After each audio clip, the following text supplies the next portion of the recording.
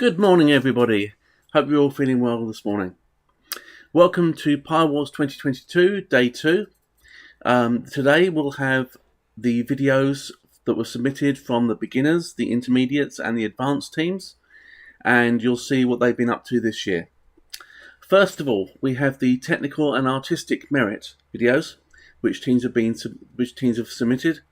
So this year's competition is all about farming and agriculture. And so the teams have put these technical and artistic videos together to show what the robots can do. And we're going to kick off with our first video.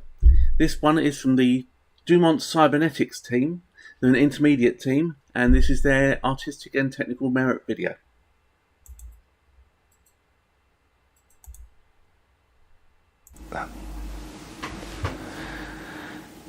Hello. This is our robot for Team Dumont Cybernetics, Ollie the tractor robot.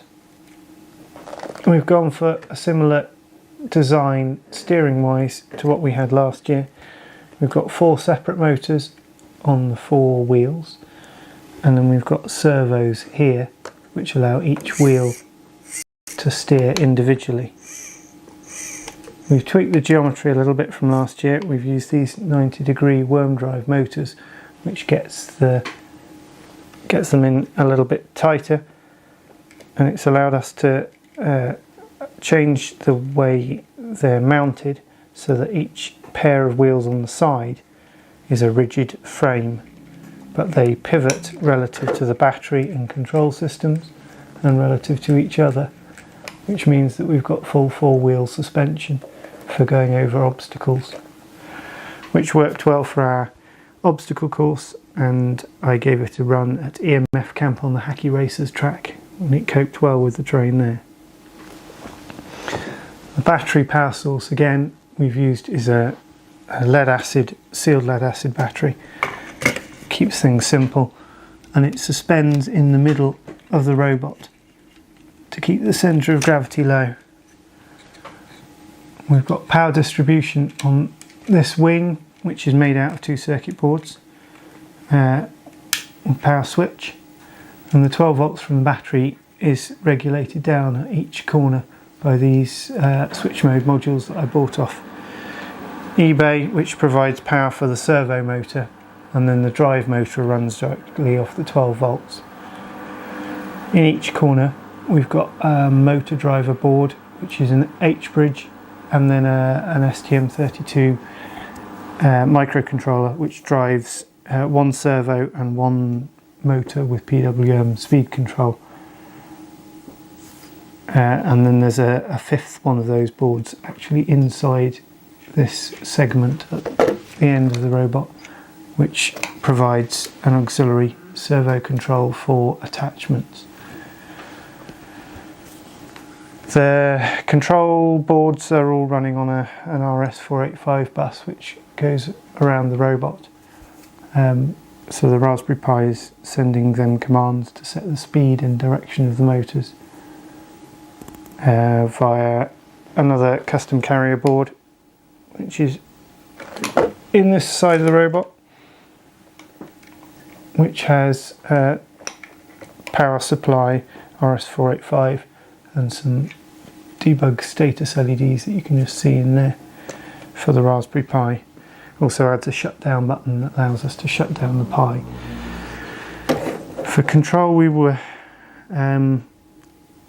all remote control again, using one of these fake PlayStation controls, which goes to a Bluetooth or some arbitrary 2.4 gigahertz standard here, which made it simple to script, so it powers up without us having to run any particular scripts. So again, we can drive forwards and backwards. We've got 4-wheel steering, which gives us a tight turning circle. We can spin on the spot, and we've also got the ability to tank steer, to crab steer, so we can adjust all 4 wheels steered in the same direction, which gives us a lot of manoeuvrability for different challenges. For attachments this year we have an end plate. This aluminium plate has two M4 nuts behind it, which lets us bolt things on. There's one on either end in case we needed a ballast weight. The only attachment we actually had time to make was our hopper for feed the cows. This is a standard PET drinking bottle with the end cut off. You've got screw thread in there, so the framework attaches on like that. The end of the hopper is then actuated with a servo shutter, which is driven off the auxiliary port inside the robot. So that's our design. Thank you.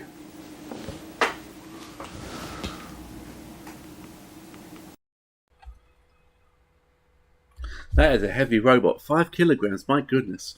Right, okay, so that was Dumont Cybernetics, an intermediate team, and their technical challenge video. Our next video is from the East Devon Pirates. They're an advanced team, and yeah, this is their technical and artistic video. Over to you. Hello, I'm Colin Walls. And I'm John Flanagan, and together We're East Devon Pirates. And this is our robot, the PyWars 2022 Zyrobot. And it has a number of innovative features. For instance, it has an articulating chassis, and the tube that it articulates around conveniently holds three 18650 batteries. That is useful for the obstacle course to get over obstacles, but when it's indoors it uses these small wheels, and in the obstacle course it obviously uses much larger wheels. The central controller is a Raspberry Pi, and the attachments that fit on the front are some autonomous intelligence, such as here we have the hopper. This is for the Hungry Cattle Challenge, and it comes with the standard printed troughs, and it was built to actually be able to dispense in any direction you wanted to, as well as be able to balance the actual weight of the load of rice. It also featured our standard 90mm attachment fitting, so it fits and can be replaced quite easily onto the chassis.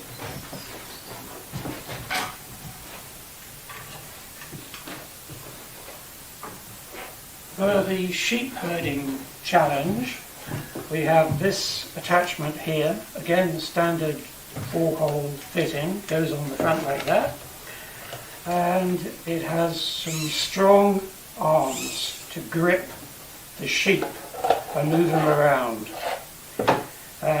Like all the attachments, it has its own power supply, and it has some intelligence in the form of this controller.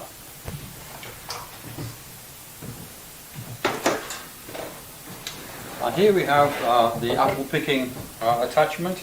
It's designed to fit on the front end at the same sort of configuration. It just standardly goes in there and picks apples on each corner. Again, it comes with its own controller which talks to the Pi and then the rest of the environment, and sort of produces this integrated robot environment. This is a little bit of we've actually decorated this tree for a change. A lot of these things are in the actual colours which you like to see of farm tractors and things, but we think they look quite nice ourselves.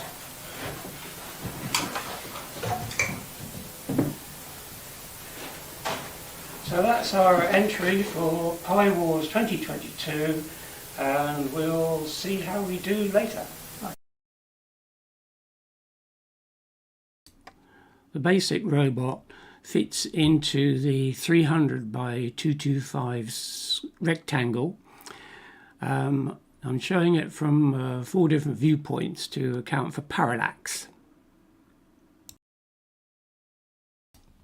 The cattle trough attachment fits into the attachment area. Again, I'm showing 4 different views to account for parallax. The sheep herding attachment in the closed position fits comfortably into the attachment allowed area. In open configuration, it actually needs all of the extension area as well.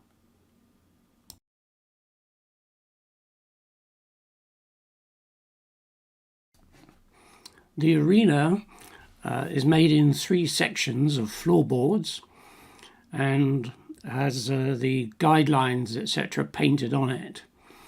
The walls are 3D printed brackets with cardboard in between. In the background you'll see a panorama of Sidmouth, which is where we're from, and the wolves are particularly scary, featuring here Wolfman Jack. The sheep are genuine Gotland sheep, and the troughs are 3D printed from a design supplied by the organisers.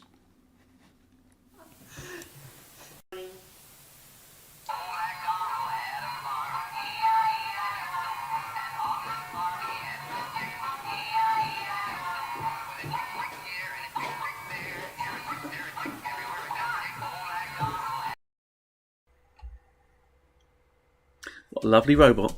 Well done, guys. That was really good. So our next team is Flig and Dinky. Now, we don't get many walking robots on Pi Wars, but they've decided this year to do a walking robot, and you'll see that in their technical and artistic video.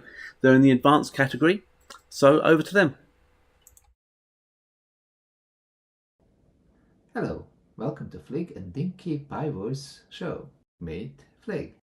Like majority of Pi Wars robots, Flig was built based on the first principles. It is not a copy of somebody else's design, and we can even say it has some innovation over similar robots. Namely, all robots that are using small, some call microservers, use them in joints, even for the knee joint. Flig has a servo that moves shin at the knee as high on thigh as possible, and thus allowing angular momentum of the whole leg to be smaller.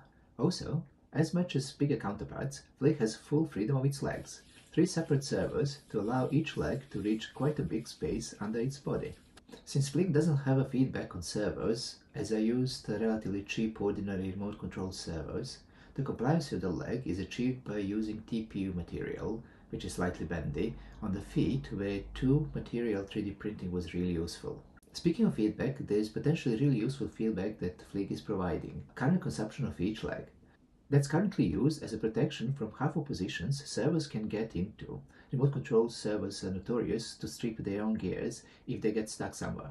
Flig is constantly checking levels of current, and if they exceed nominal values for a prolonged period of time, we're talking about hundreds of milliseconds, it will cut off power to the servos. Another use for reading of servo currents is at calibration to determine real servo speeds. Since we mentioned calibration, Flig is coming with a whole suite of handy applications, some necessary, like ability to calibrate angles for each joint. Aside of that, there is a feedback from its sensors, and the most interesting new sensor Flig is sporting is time of flight sensor, VL53L5CX, nicely named, sensor which reports up to 64 zones, while it is used here in 4x4 square. Top row of those zones are used to look over the obstacles into distant walls and determine Flig's orientation relative to the walls it looks at, while bottom 3 rows are used to determine angle of the floor to the body and if there are any obstacles in 4 directions.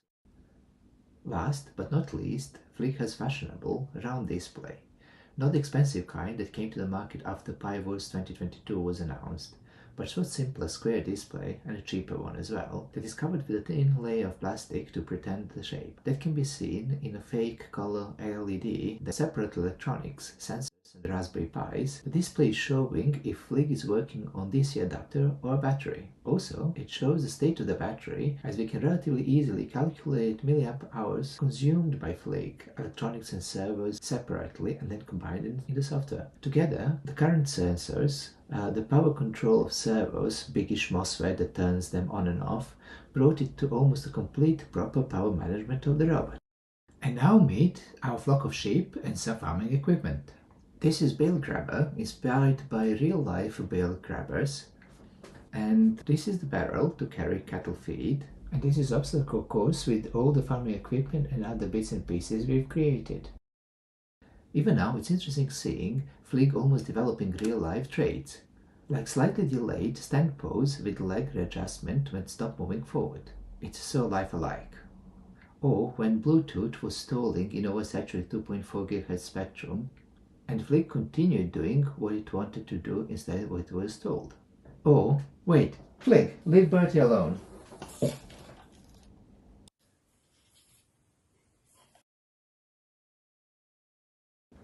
Okay, that was Flig. Now over to Dinky.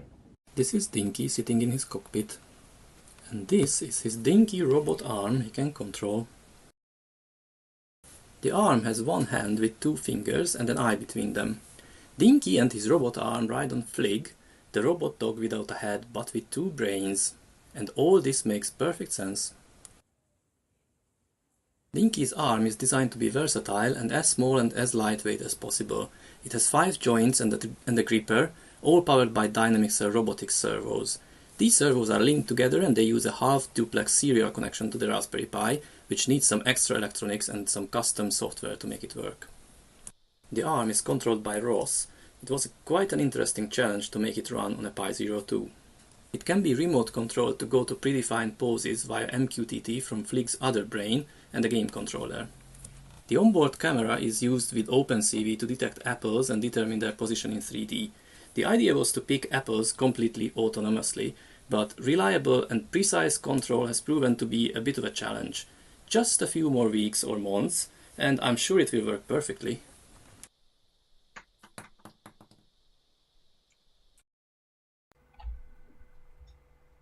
How about that? That's an incredible walking robot. That's just amazing. We'll have to see how it gets on with the challenges later. Okay, our next robot is from the Yonping Makers group. I'm pretty sure I mispronounced that because there's accents and stuff. They are from Sweden. And I'm sorry, I lost my place. Anyway, Yonping Makers are from Sweden. They're an intermediate robots group. And here's their technical artistic video.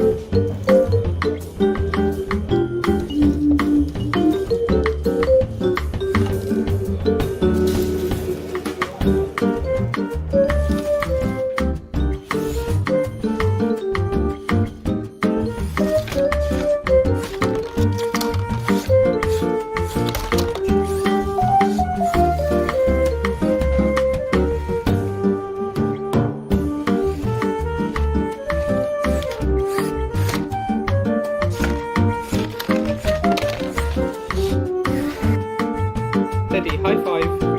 High five. Good boy. Good boy.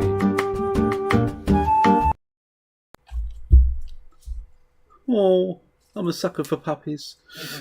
That was the Yonping Makers. I think I've got that right based on the spelling. They're an intermediate group. So, the next video we have for you is from Moo Plus. This is Brian Starkey's robot, and he's an advanced team, and this is his technical and artistic merit video.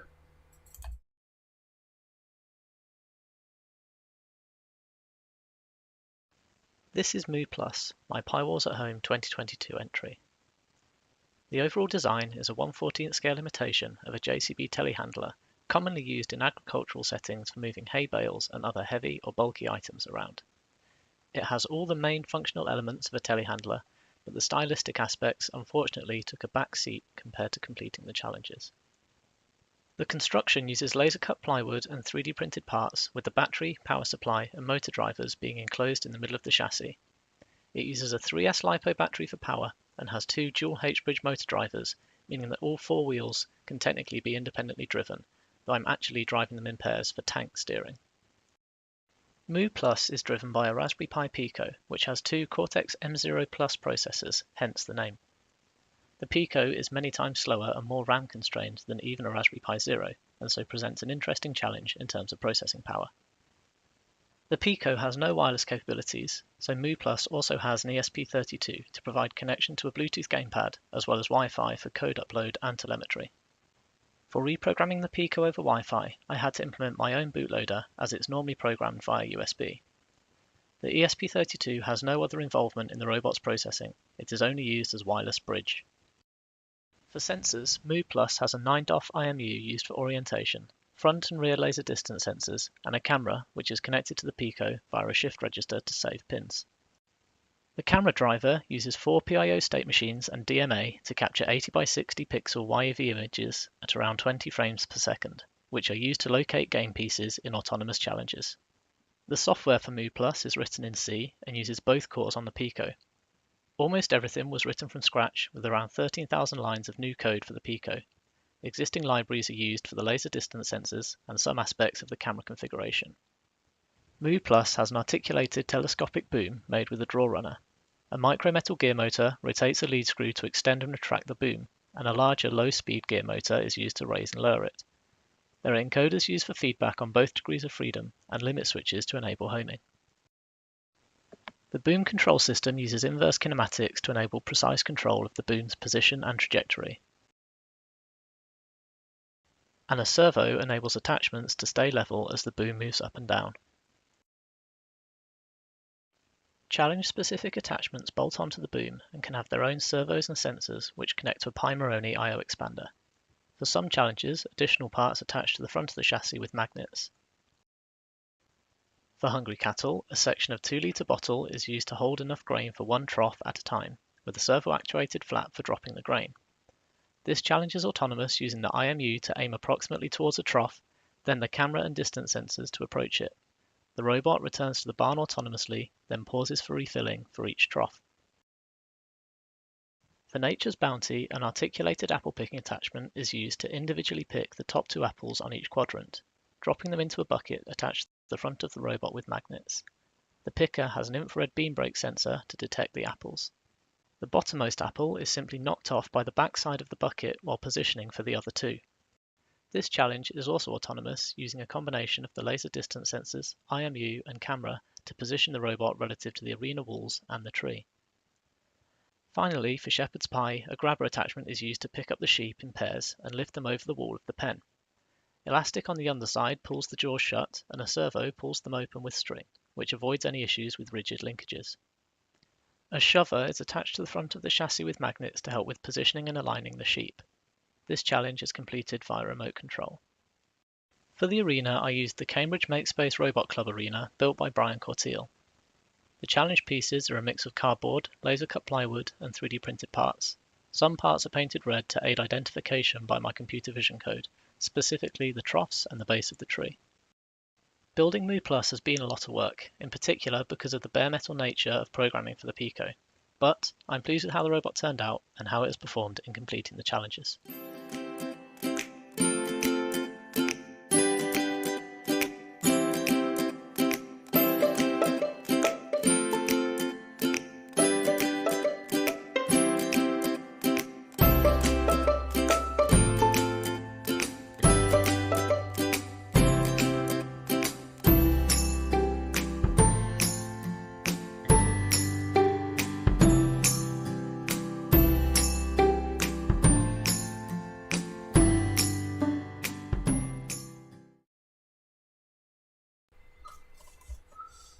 Loving the outtakes at the end. Yeah, I like it when you do that. Shows that how much. Okay, so our next team. That was Moo Plus, an advanced team. Our next team is Neave Engineering. This is Keegan, and he's also in the advanced category. And this is his technical and artistic merit video. Hello, my name is Keegan Neave of Neave Engineering, and this is my entry for Pi Wars 2022 NE5. NE5 is the evolution of the McFeagle Prime robot I entered last year, and basically, apart from, I think, part of the head and the little box section behind here, it's all redesigned and reprinted, just very similar to the last one because iteration. It's a lot easier than full redesign. So, as you saw in the challenges, I have also got Mechanim wheels for this one, so I moved away from the tracks because they were incredibly difficult to use, well, to print if nothing else. The Mechanim wheels gave me the ability to slew sideways as well as kind of rotate in all directions. It became holonomic. So thanks to Tom Owen for teaching me that phrase back in 2016. For the obstacle course, I also printed these really chunky but flexible tyres. So we've got the option for skid steer for going outside. We'll see the blooper for that at the end, or Mechanim for inside when we need as much control as possible. As well as the base robot itself, I built this tray extension. As we saw with Nature's Bounty, it could just drop the apple straight into here. We could use this as a basket. It was also going to hold the feed for feed the cattle, but I didn't quite get that one done. As well as the extension on the front, I've also got a rear mount I did. Here it's got a camera mount, tripod mount at the bottom. That was how I captured the video for the, well, attempted obstacle course. Hopefully 2023 I'll be able to mount the Nerf gun turret to it as well, which will be quite nice. Right, other improvements. So you saw my old controller last year. This is the rebuilt unit. So Raspberry Pi 4 inside, 3-axis joysticks so you can control both of the arms independently. Lots of nice chunky switches for various functions. We also have on the back some shameless branding, because why not? Unlike the previous one, which was, to put it charitably, somewhat janky, this one actually has all the ports broken out on the back. So you can see there's an Ethernet port there and the HDMI adapter on that side.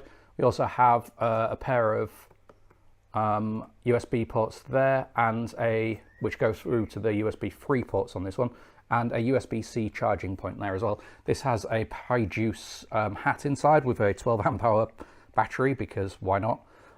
So it's fully independent, which is quite nice.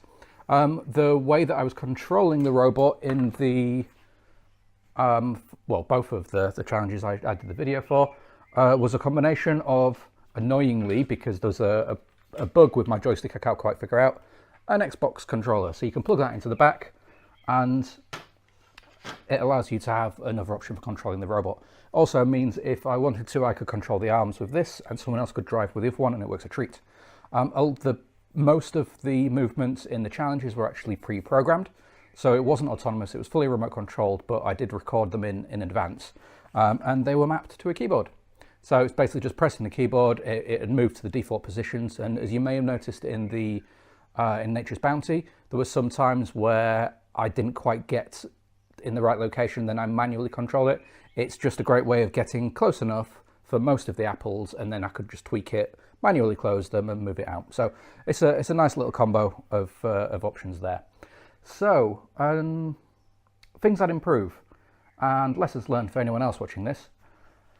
When you're 3D printing components, don't 3D print servo horns. It's a terrible idea, and I learned that last time and I forgot and did it again. So basically these pulleys here, for example, are 3D printed. They go straight onto the horn of the servo with as much stress as they have on here.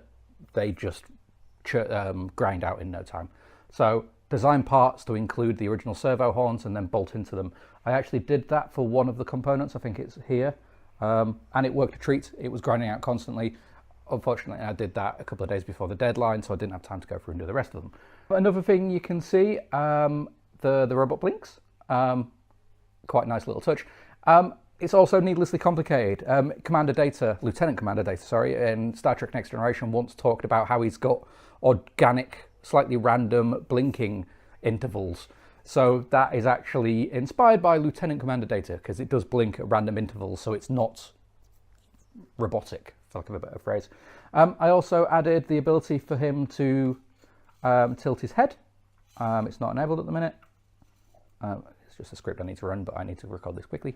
So yeah, he can actually cock his head from side to side, so he's got a bit more movement there. So this is my robot NE5, and thank you for watching.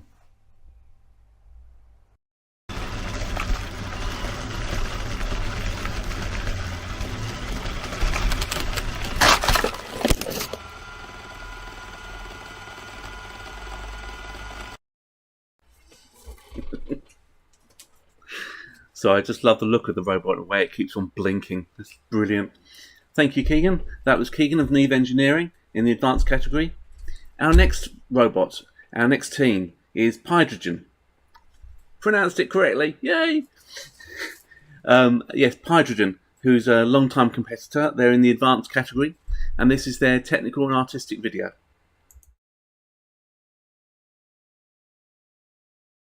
This is our new robot called Hydrogen Deer.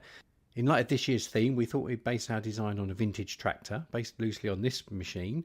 The whole machine is designed in Fusion 360 and is 3D printed apart from the tracks, which are Lego parts. We have a Raspberry Pi 3 Model B Plus with code written in Python and using OpenCV. The primary source of navigation is a camera, which is mounted within the radiator, but we also have an IMU and motor encoders for dead reckon type moves. We have a front mounted time of flight on the front, just at the bottom of the radiator on the machine, and we have LiPo protection circuit, and we're using a 3-cell 1300 milliamp hour LiPo, which is good for about an hour and a half to 2 hours of developing time. The robot measures 235 millimeters long by 196 millimeters wide by 230 millimeters high without any game attachments. It weighs 1.6 kilograms when ready to run, and it has a top speed of 1.2 meters per second. We've paid much more attention to the aesthetics of the robot this year. We got Doofus has a servo and gearbox inside, so his head can make turns. The exhaust pipe has a motor mounted on the bottom with an eccentric weight, so it can shake, and this provides some soundtrack to the robot as well. It makes it sound like it's got a diesel engine. There's lots of detailing on the robot. There's decorative running gear, decorative engine, instruments, and that sort of thing.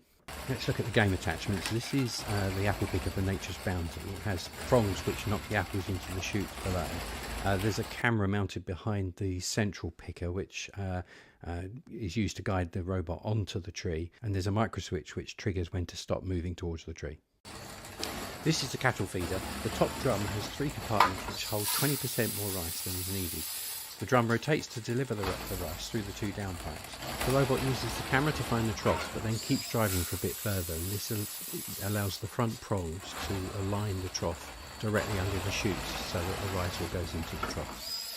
This is the sheep lift we developed for Shepherd's Pie. The robot does the game autonomously, and it was necessary to make some changes to get this game to work well. The game is quite crowded, and it was necessary to retune the odometry on the robot to make it work properly in this arena. We also added various coloured targets around the arena so that there was more opportunity for visual feedback, and then the camera could be used to guide the robot more accurately. Even with all this, we still only managed to do 2 out of the 3 runs, so this is definitely the hardest game we've tried for Firewall so far. As a late add-on, we developed this thing, which is it's the controller from last year's Feed the Fish, and it's got a microphone preamp. And because of the lack of time, this was just bolted to the bonnet basically. And this is a whistle detector, so the robot can be triggered by a whistle and can do the game autonomously. We paid more attention to the arena decorations this year as well. We made these files and then printed them out on the large format printer at the Exeter Fab Lab to decorate the sides of the arena. The sheep and the wolves we paid quite a lot of attention to. So I made a model of a sheep in Fusion 360, then projected it from different sides, and then this was used as a net to stick over the sheep cubes. I also modelled some planks in Fusion and then stretched and scaled those to make the fence for the sheep pen and also the trough for the cattle feeding game. And finally the apple tree, which was routed at the Exeter Fab Lab as well, was hand painted. So that's the end of this video. If you'd like to know a bit more, take a look at hydrogen.com. All that remains to say is thanks very much for watching. Bye-bye. Outstanding. Love the design of that robot. Brilliant. Well done, Team Hydrogen. Our next video is from a beginners team. This is Stevie Three. They were in the young teams category last year, but because they won it, they asked to go up a category, so they're now beginner. And yeah, this is their technical and artistic video.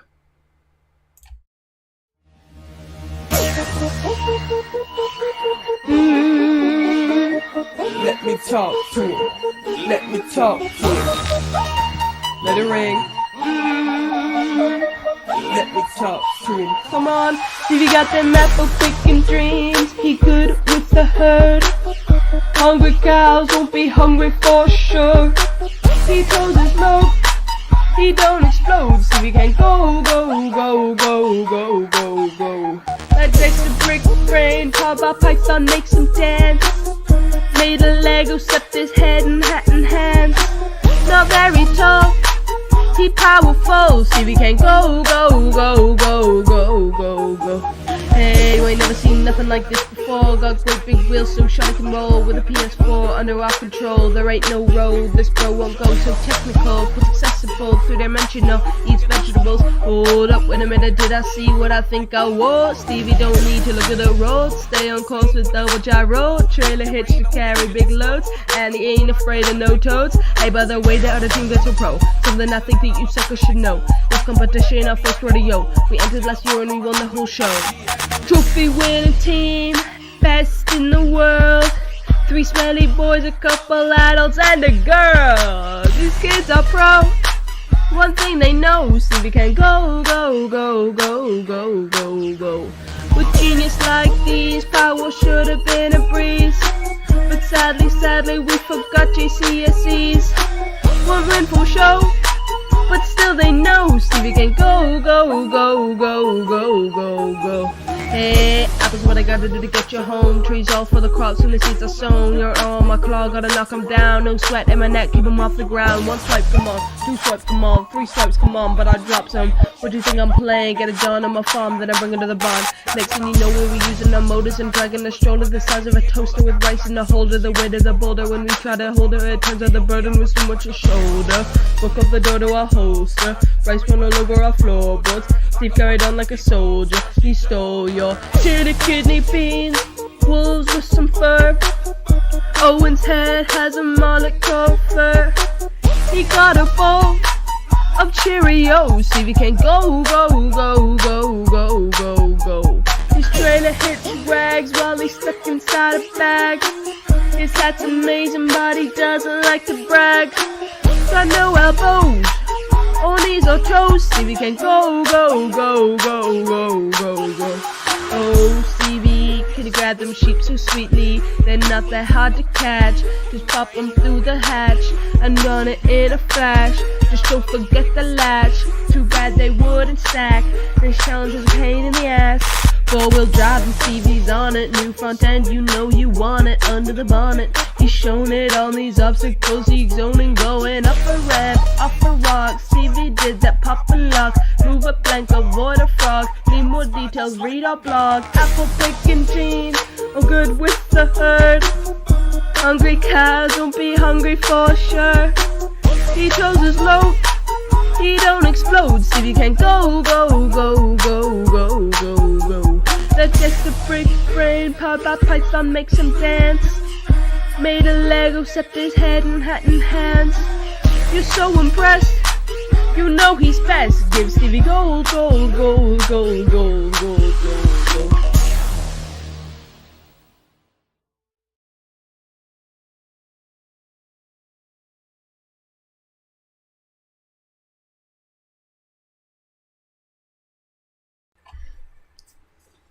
Well, we did challenge you to do a song, so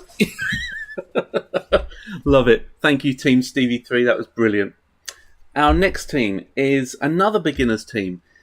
This one is the Lemming Farm, and this is their technical and artistic video.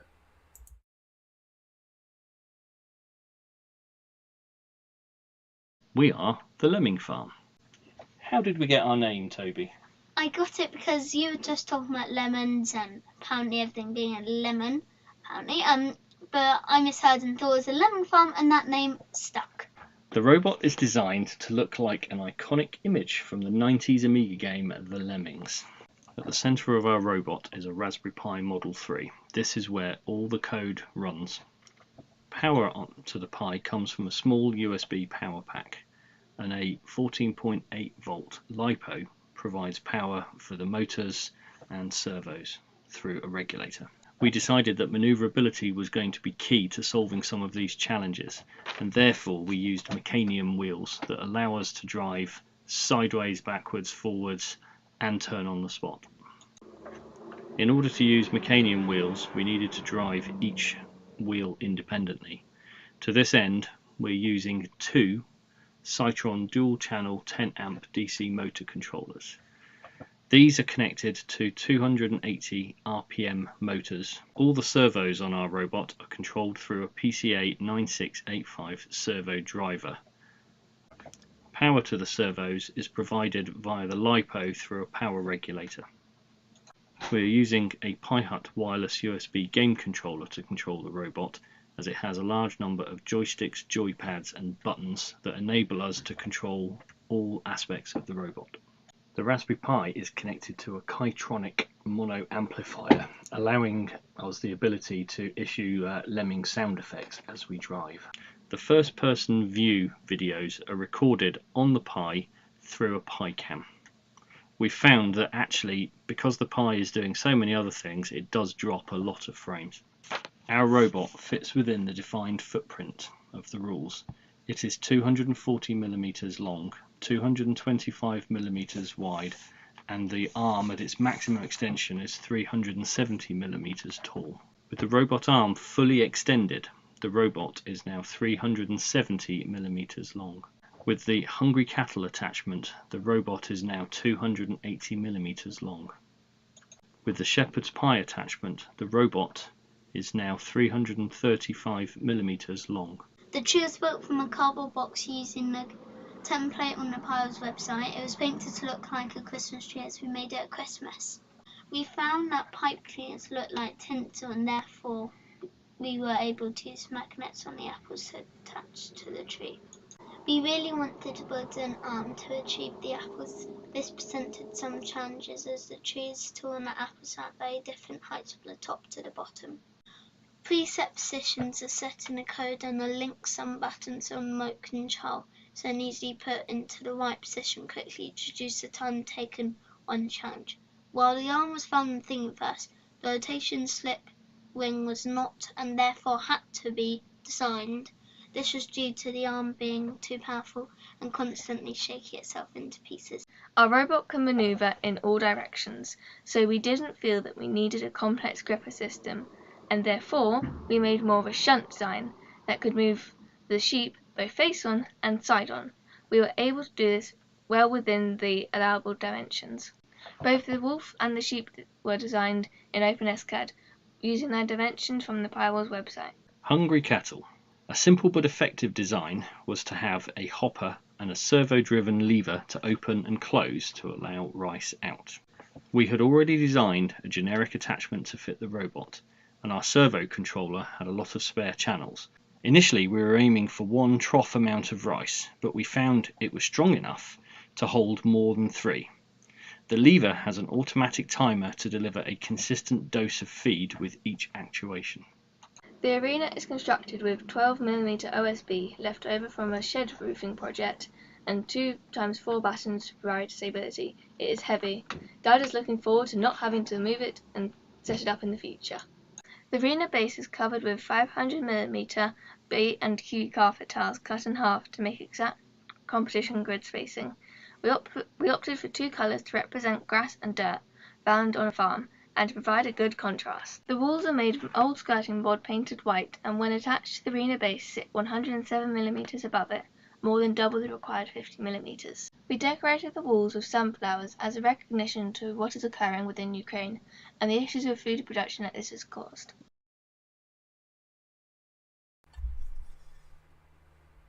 Very fond memories of Lemmings. Our next team is an advanced team. This is Leo with Tractor Tom, and in an advanced category. Here's the technical and artistic video from Tractor Tom.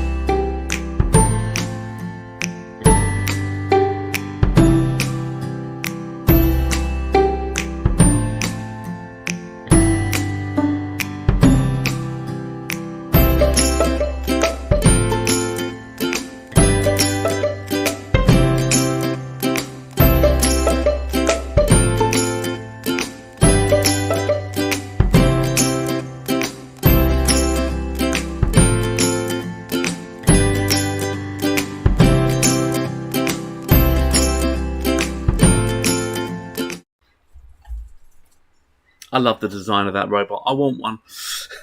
That was Tractor Tom from Leo. And our last team doing the technical and artistic video challenge is Barn Rats. They're from the USA and they're a beginner category team.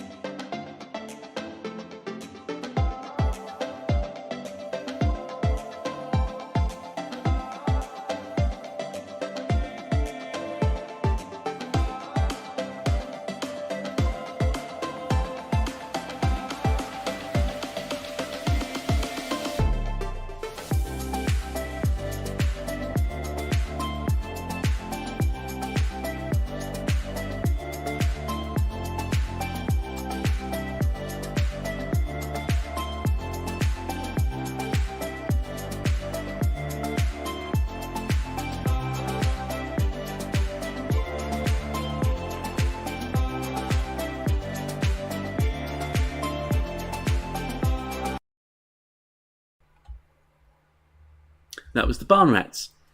I do like a good control panel, I have to say. All the knobs and buttons, great stuff. Okay, so that's all the technical and artistic videos we've got.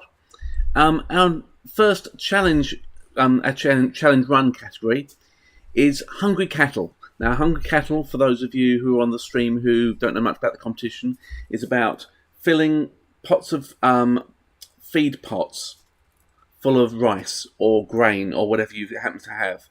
So the robot has to transport all this feed and empty it into the different pots as it goes around the arena. So just to give you a flavour, this is a collection of videos, a collection of clips from yesterday and today. So you'll see there's a real variety in different mechanisms.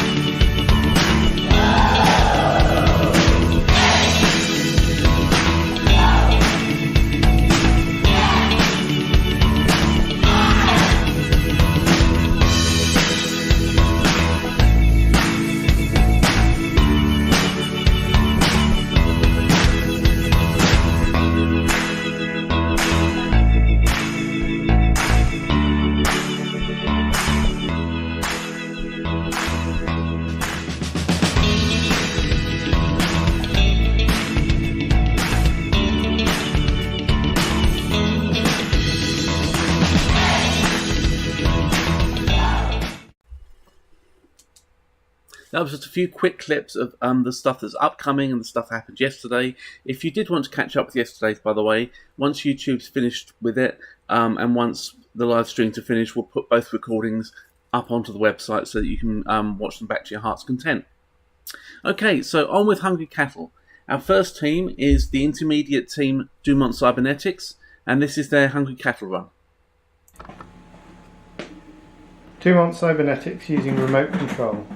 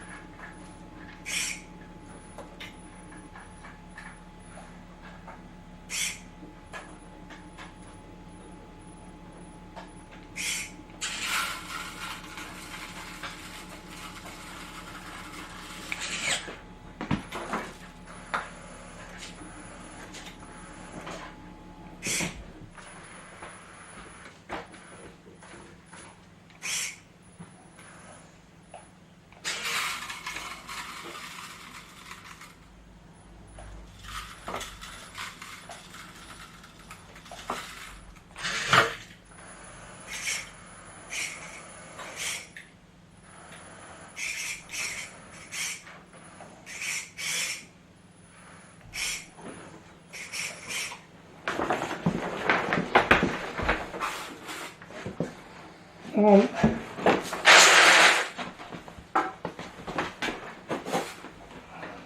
2,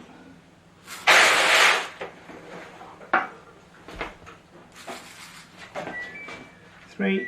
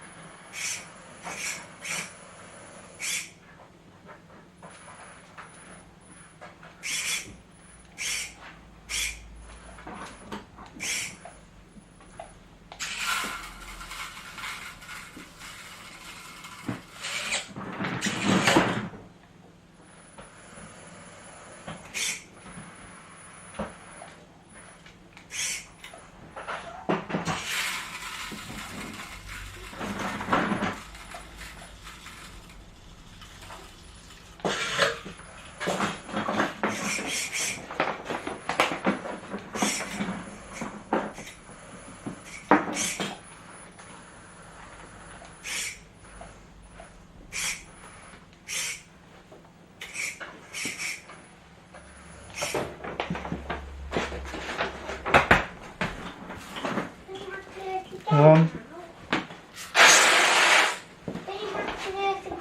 Yes, we're still in the middle of it. 2,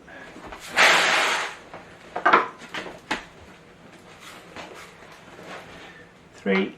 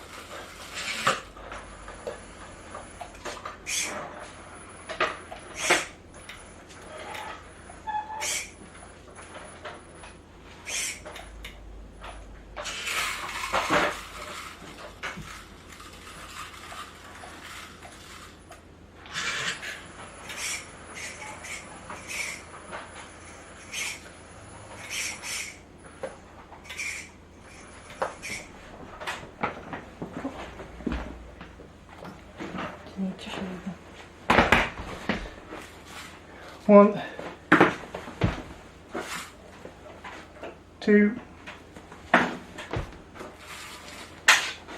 3.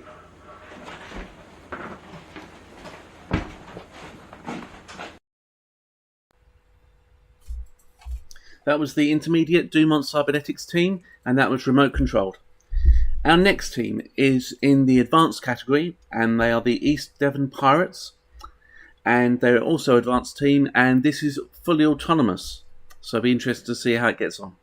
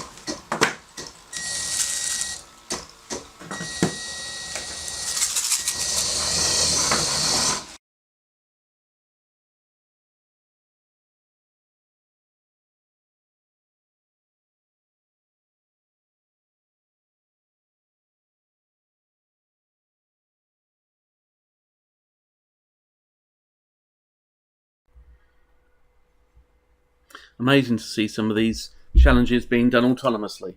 Well, our next team is Flig and Dinky, and they are also advanced, and they're also trying to tackle this challenge autonomously. So let's see how they got on. This is Flig and Dinky, Hungry Cattle.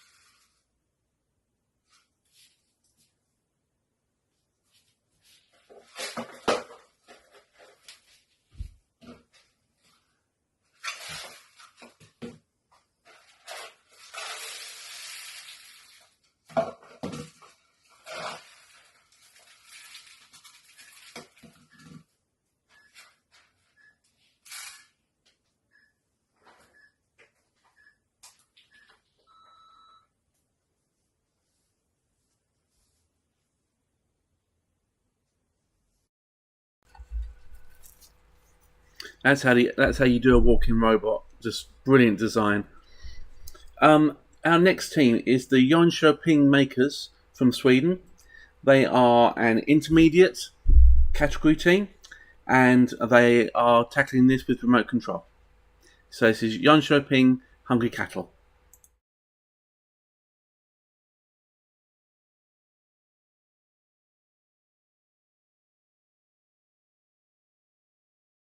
Go.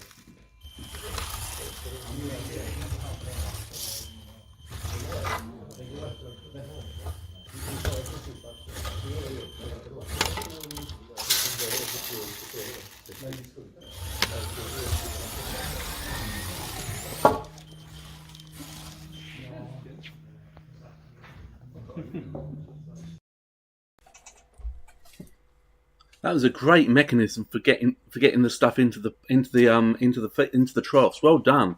I don't think we've seen one apart from that one with the split three. Brilliant stuff. Our next team is Moo Plus.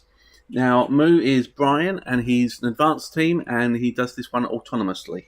So here's Hungry Cattle for Moo Plus.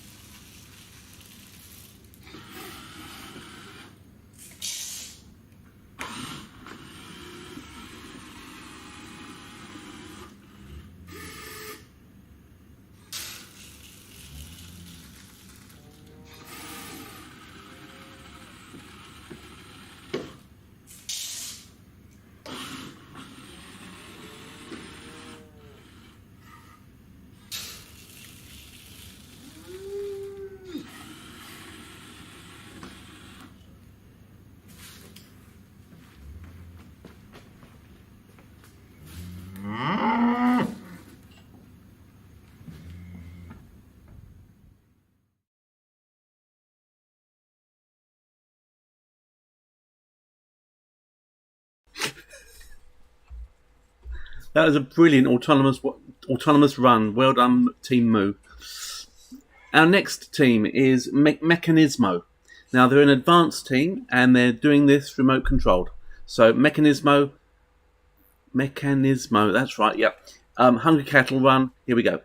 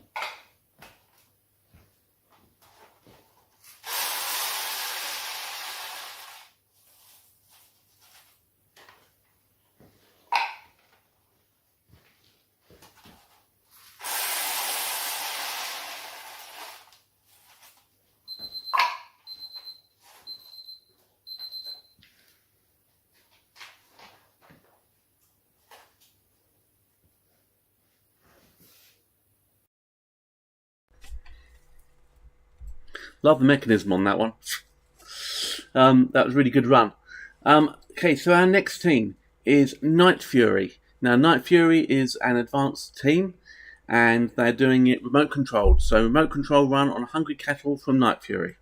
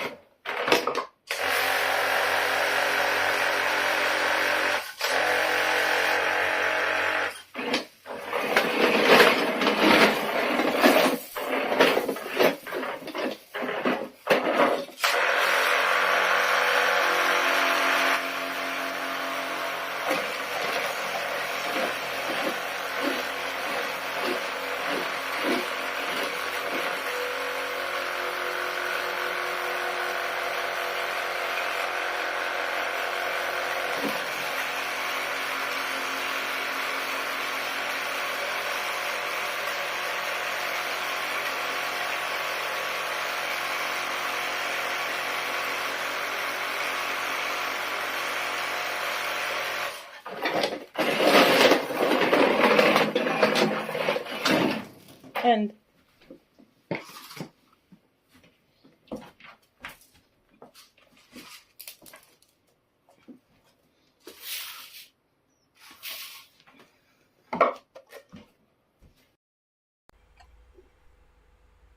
Sorry. Night Fury is intermediate, not advanced. My fault. My bad. I've changed it all over the place now. But we were right in the scoring. Okay, so our next team for Hungry Cattle is Hydrogen. Hydrogen's an advanced category team, and they are running this challenge completely autonomously. So let's see how they got on. Hydrogen for Hungry Cattle.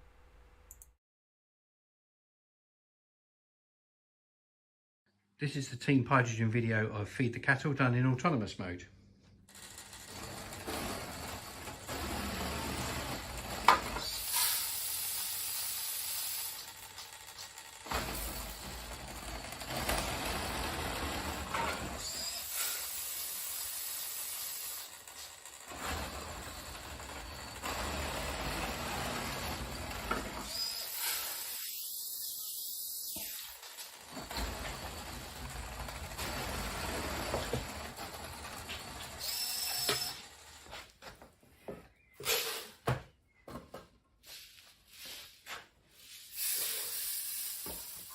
I'm gonna steal quite a few.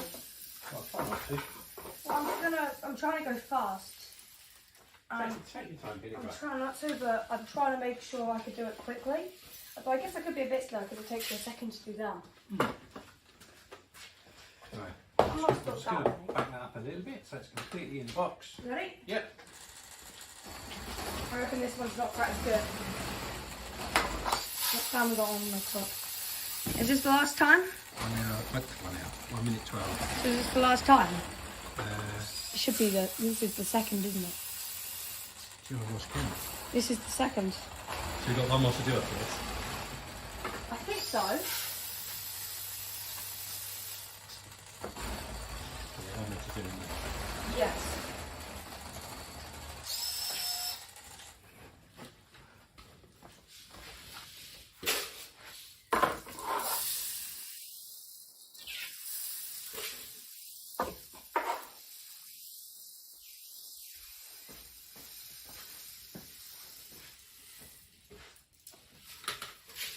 I spilled too many on that side, I'm just... Yep. Oh no. I know, just it's still there.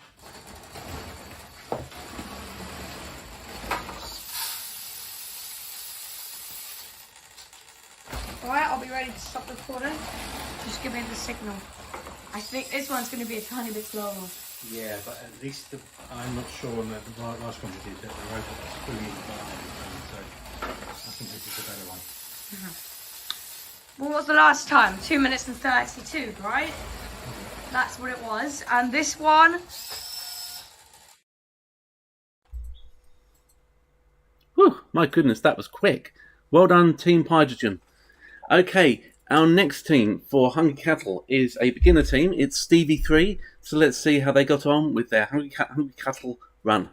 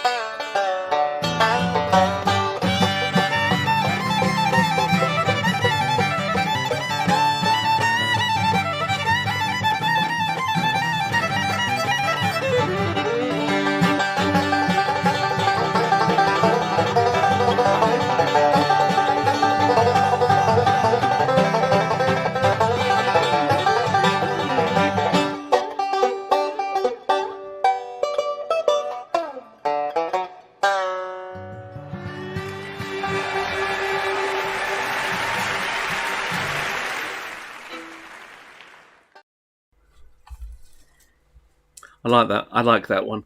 Got the trough. Get over. Get over. Brilliant stuff. Well done, Stevie Three. Our next team is another beginners team. They're doing it remote controlled, and this is the Lemming Farm. So the Lemming Farm's remote controlled Hungry Cattle Run.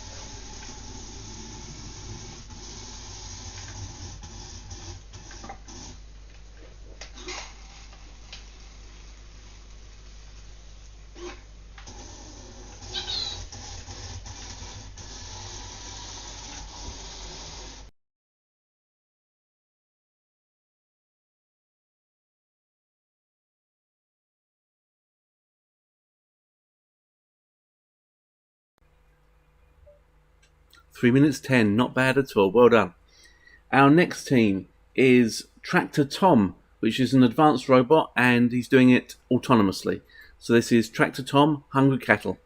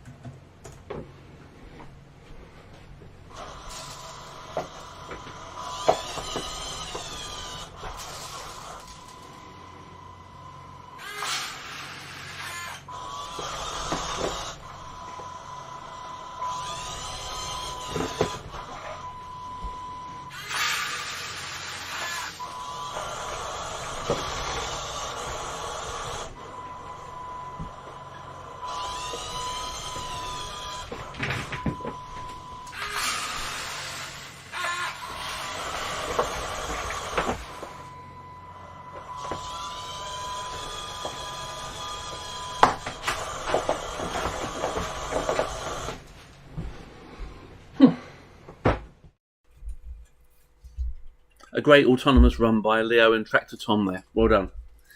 Our next and last video in this category, in this challenge rather, is the Barn Rats. They're a beginner team and they are doing Hungry Cattle remote controlled. So this is Barn Rats, Hungry Cattle.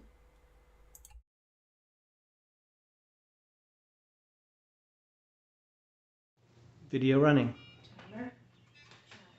Timer running. Whoa.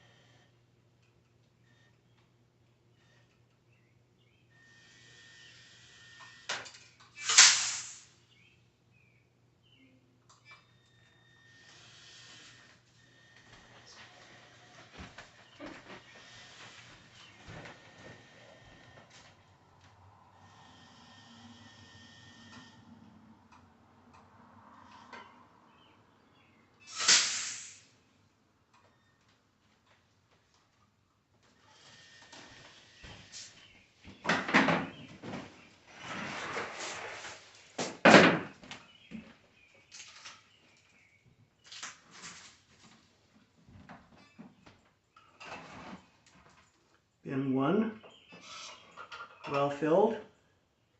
Bin 2, well filled.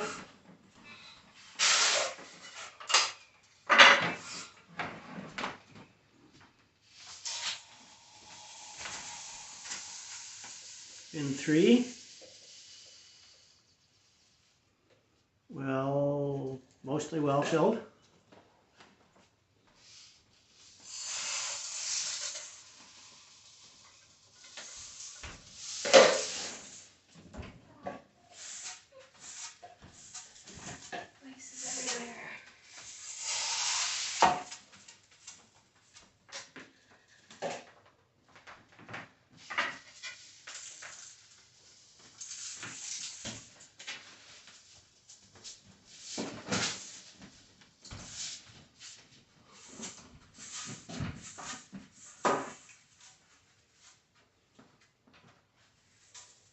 Ready? Time 1:57. Going.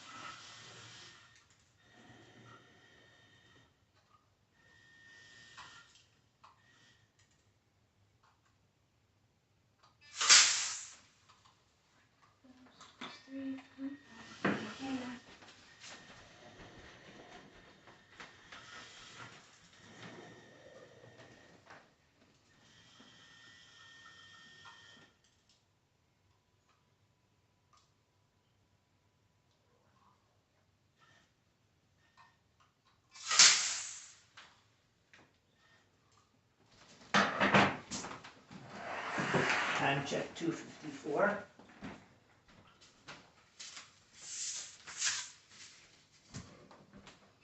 Bin 1, well filled. Bin 2, well filled.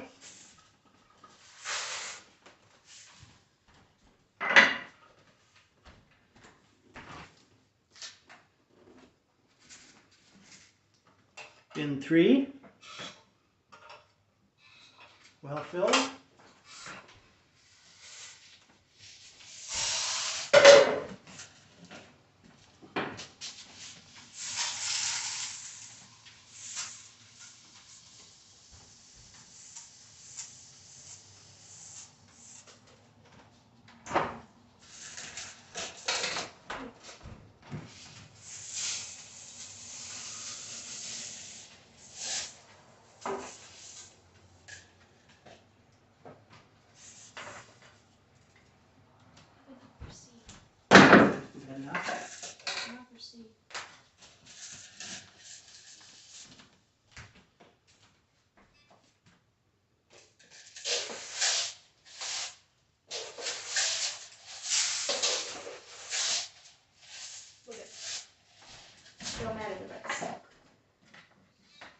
Go for it.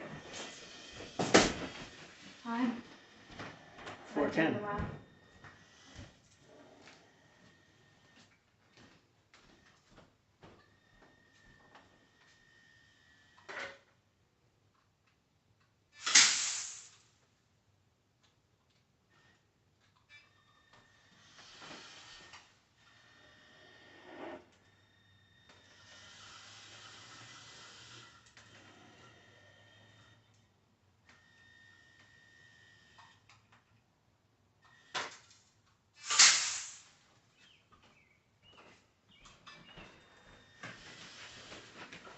Do this. 4:44.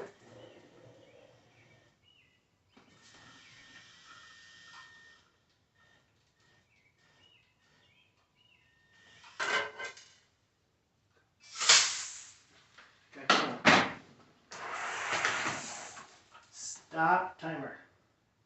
5:00.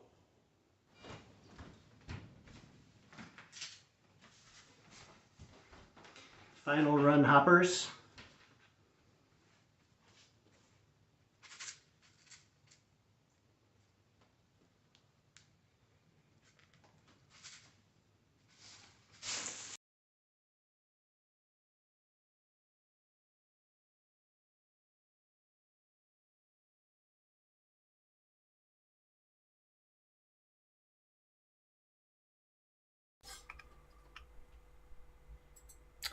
A great run of hungry cattle. Well done, barn rats.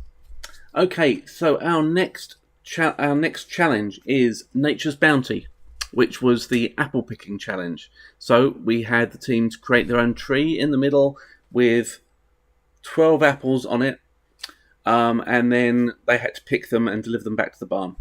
Okay, so this next trailer is just a little sample of the teams that competed yesterday and today. So here we go.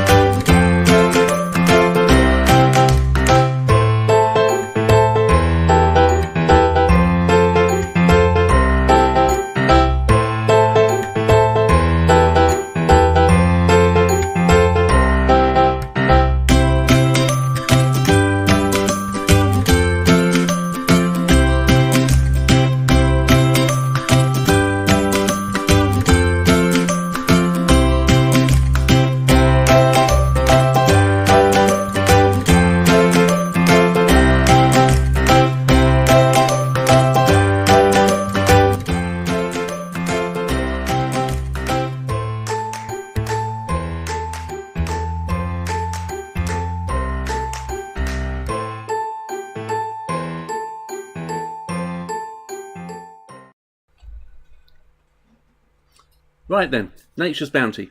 First up we have Flig and Dinky. We're an advanced team and they are doing this challenge remote controlled. So this is Flig and Dinky's Nature's Bounty run.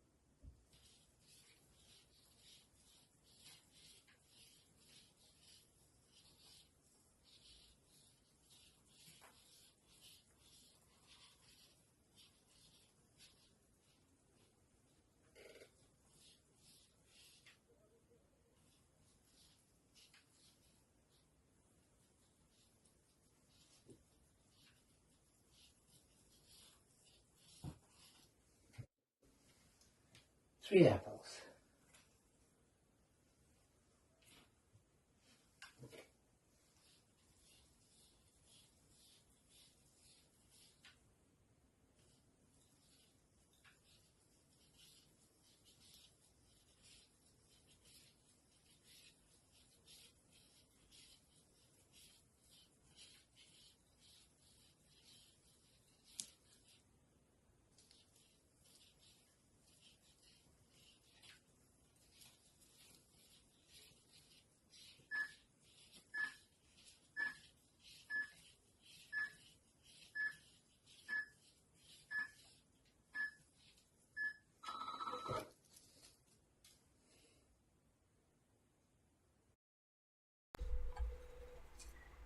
Wow, I love that arm on Flick and Dinky. That's brilliant. Okay, our next team is Yonping Makers from Sweden, and they're an intermediate team, and they are remote control run at Nature's Bounty. So here's Yonping Makers Nature's Bounty run.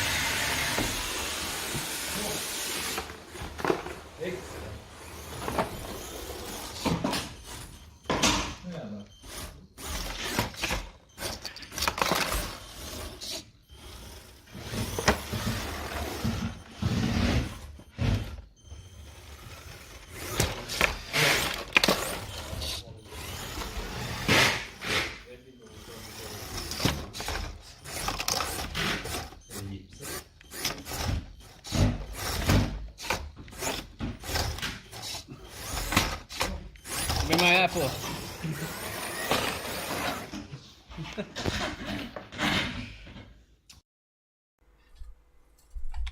Awesome driving, awesome mechanism on that one. Well done. Brilliant stuff. Our next team is Moo Plus, and that's an advanced team, and he's doing it autonomously. Didn't think anybody would try and do this autonomously, but let's have a look to see how he gets on. Moo Plus, Nature's Bounty.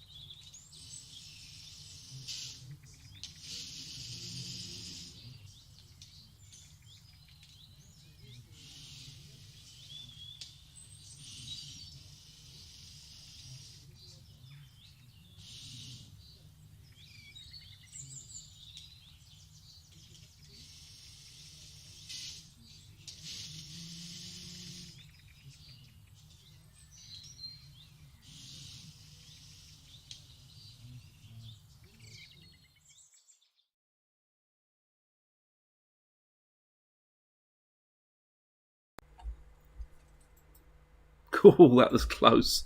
Just in time. Well done, Brian. That was a brilliant run. Well done. Our next team is Mechanismo.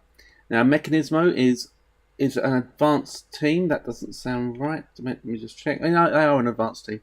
Okay, sorry, my bad. Getting my Mechanismo and the ones from yesterday mixed up. Ignore me.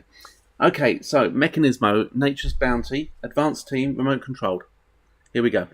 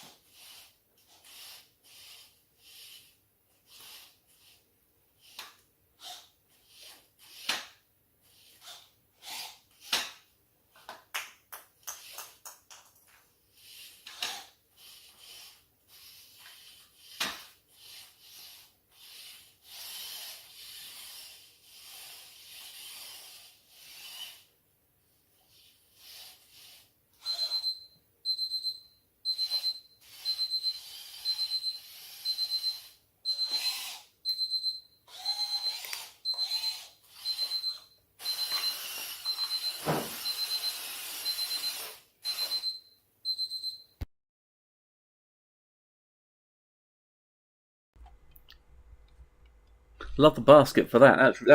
But the little baskets for catching the apples. That's really clever. The way it can go up and down is just... I don't think we've ever seen anything like that at Pie Wars. Anyway, the next video is another advanced category, and it's remote controlled, and this is Neave Engineering. Here we go. Neave Engineering, Nature's Bounty.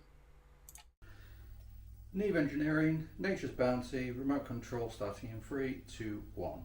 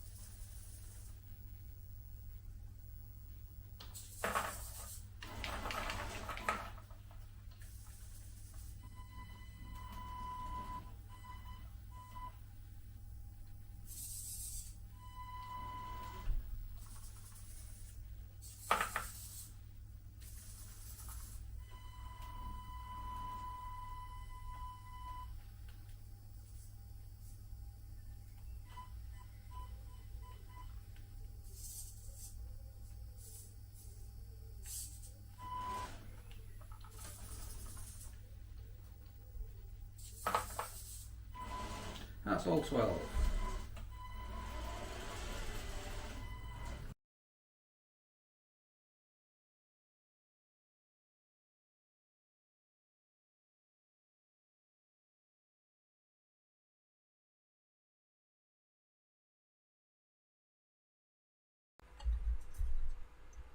Some robots are about efficiency. Some robots are just... It's just beautiful to see them grab hold of the apples and pull them off the tree.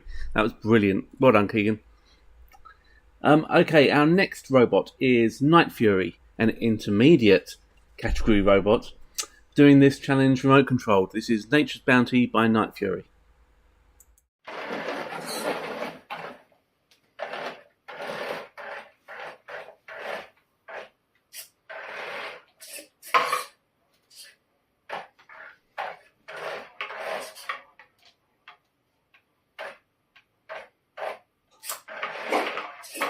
Bon, je vais prendre une douche le temps que mon rendering se fait. Et puis après, on voit si ça vaut le coup d'utiliser le. Enfin, si le logo peut être un peu plus élevé que l'autre. Et puis, si on upload les vidéos qui sont parties à UV ou... Je me demande. D'accord. Moi, je vais faire pareil pour On est faire, je encore pense. là. On essaye de Ah bon refaire un... On s'entraîne sur les pommes. Ah, d'accord. On va essayer.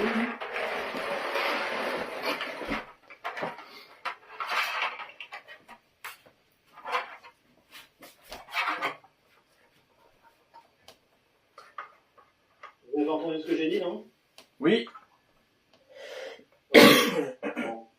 Voilà, vous en avez encore bien pour 10 minutes, donc le temps que je prenne ma douche, c'est bon. Ouais, moi aussi, je vais faire la même chose. Dans une dizaine de minutes, les gars. Allez, les filles.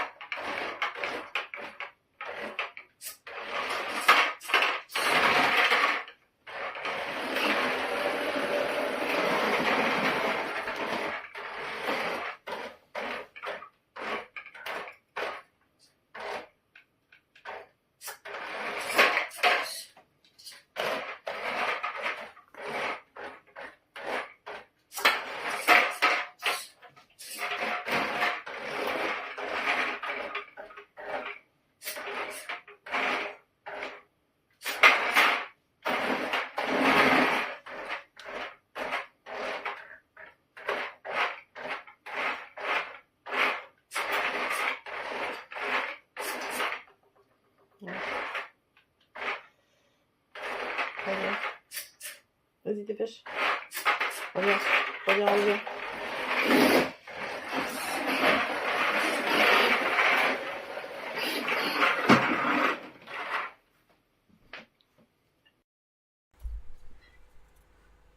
Must admit, on that one, I was sitting here muttering, Get the apples back to base. Come on, get the apples back to base. Okay, our next team is Hydrogen.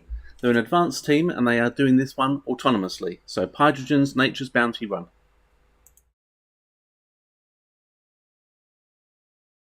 This is the Team Hydrogen video of Nature's Bounty done in autonomous mode.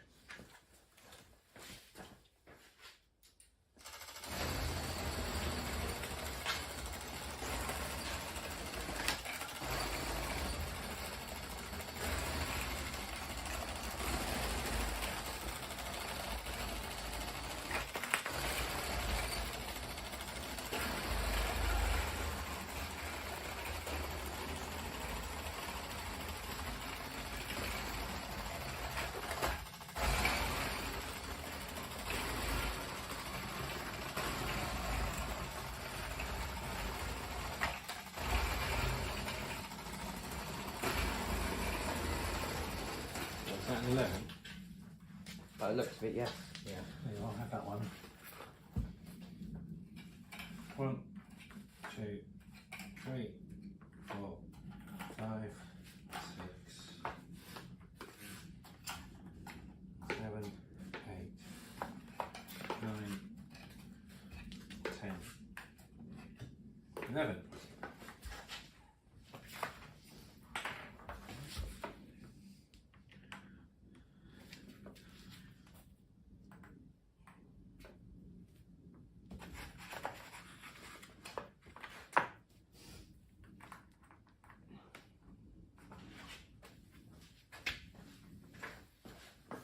All fitted?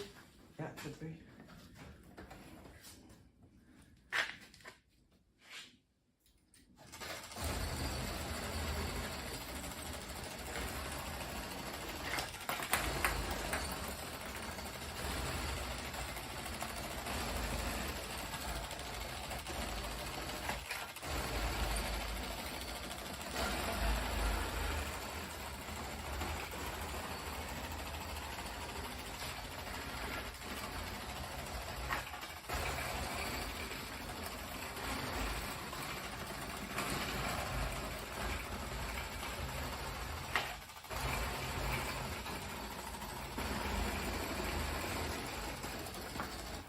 Right.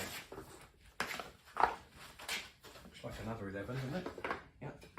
1, 2, 3, 4, 5, 6, 7, 8, 9, 10, 11.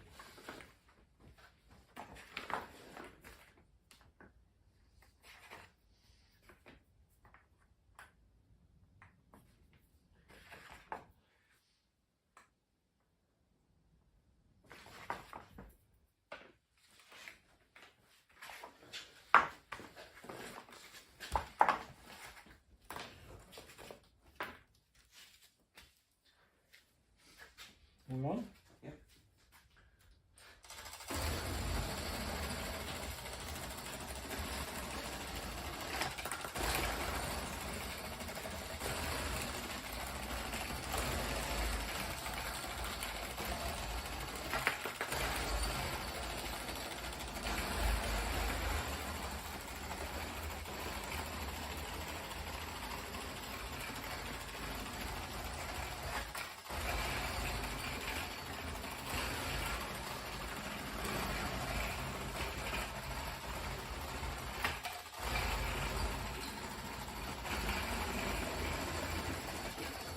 That 10, is it? By the looks of it, yes. Get that one out of the way. 1, 2, 3, 4, 5, 6, 7, 8, 9, 10. So is that 2 11s and a 10? Yep.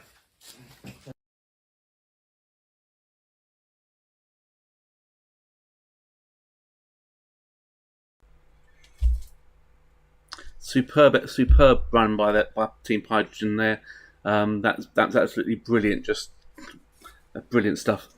Okay, our next one is a beginner team. It's Stevie Three And believe it or not, as beginners, they're doing this autonomously, which I think is absolutely amazing. So let's see how they get on.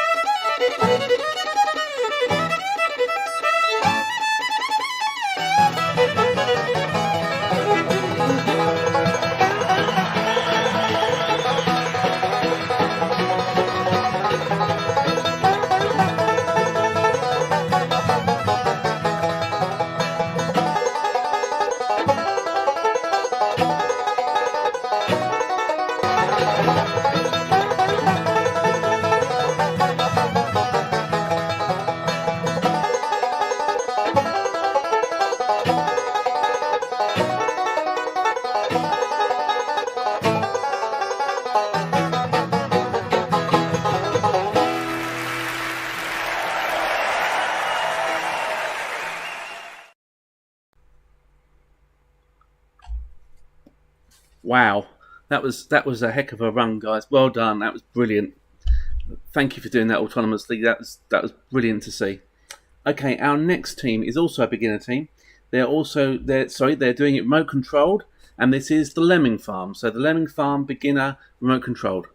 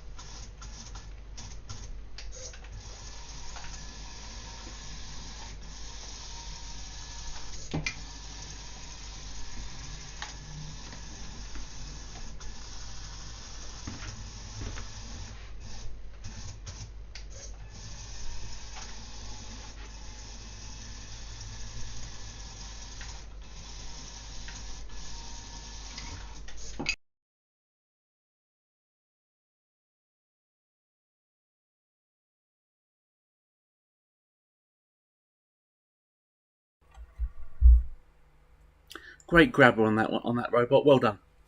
Very good run. Our next team is... Oh, my screen has just gone off. Why is that? Never mind. The next team is Barn Rats. They're a beginner team. They're doing it remote controlled. And so this is their Nature's Bounty run, Barn Rats.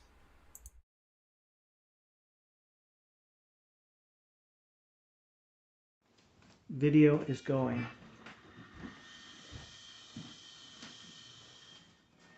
This is run 19.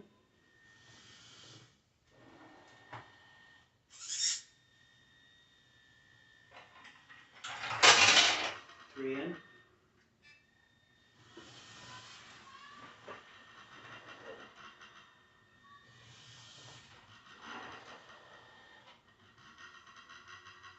Small left turn. Yeah. 3 in, 6 in total.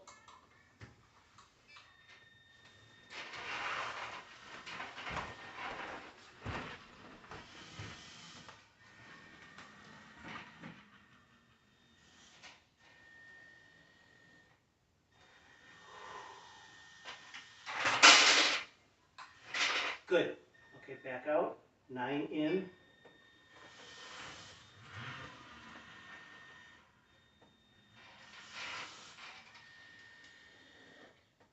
Left turn.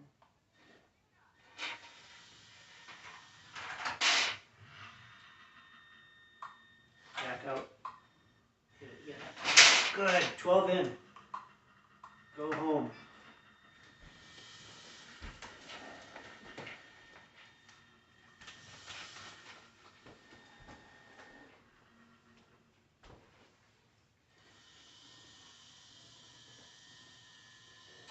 In the bucket.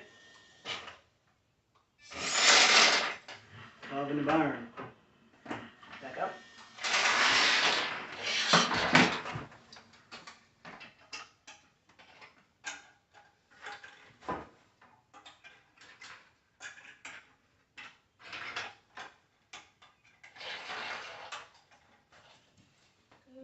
Ready, set, go.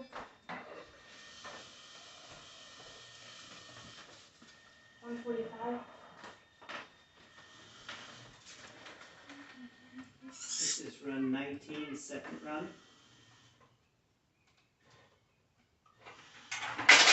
3 in.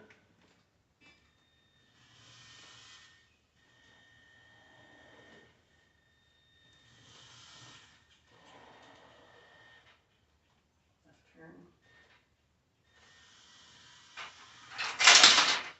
1 in the ground. 5 in the bucket.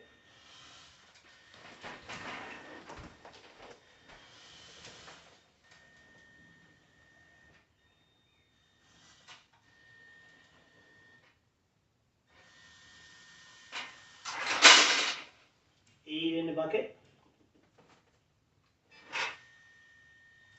Left turn.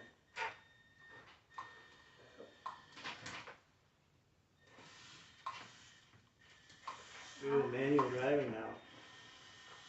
Show your skill.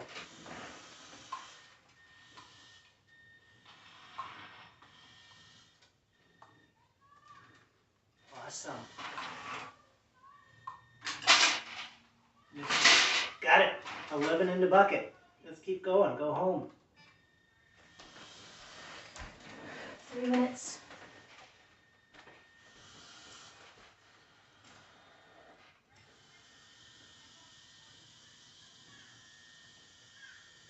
$11 in the bucket. 11 in the barn.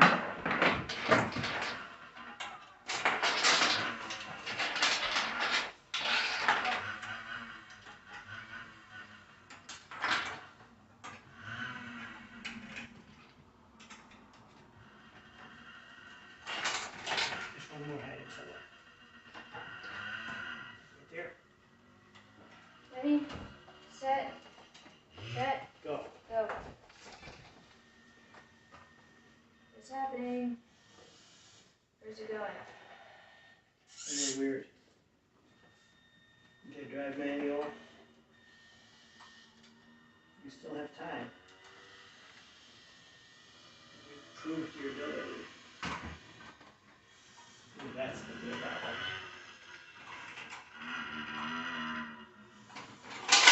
Three in.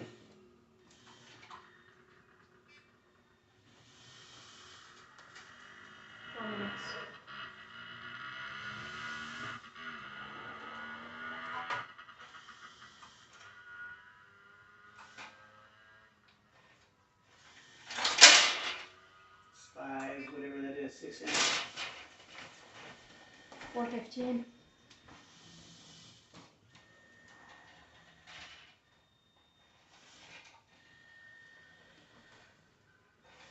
A little bit of right turn. 9 in. 4:30.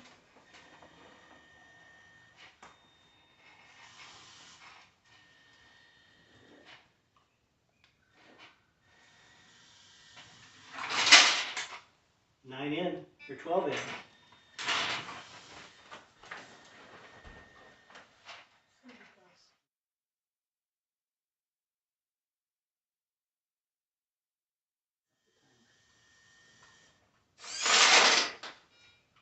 I 12 in. 12 in the barn. Now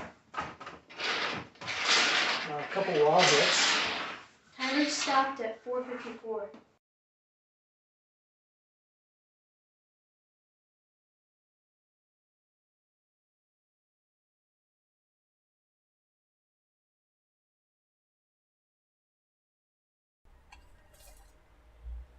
That's a great mechanism on that one, guys. Well done. Really good.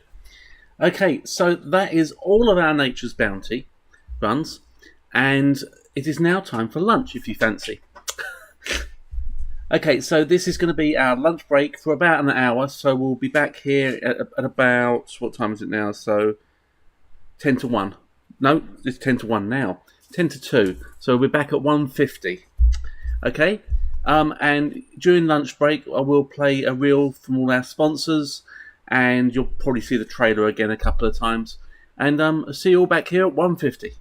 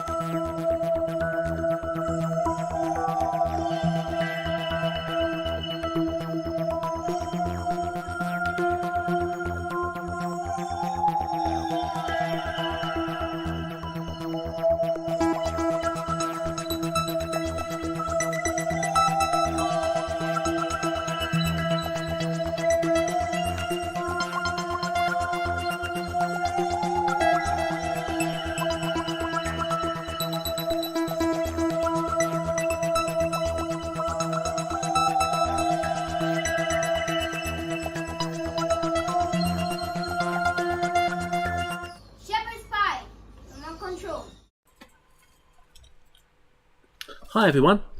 So on Kevin on the chat has asked if we can show some of the good ones from yesterday. Oh, whoa. Trying to wobble the screen, right? So I'm gonna pick some ones that we thought were pretty good yesterday, and then just run those for the next 10 minutes ish. Here we go. This is EIEIO Shepherd's Pie Run.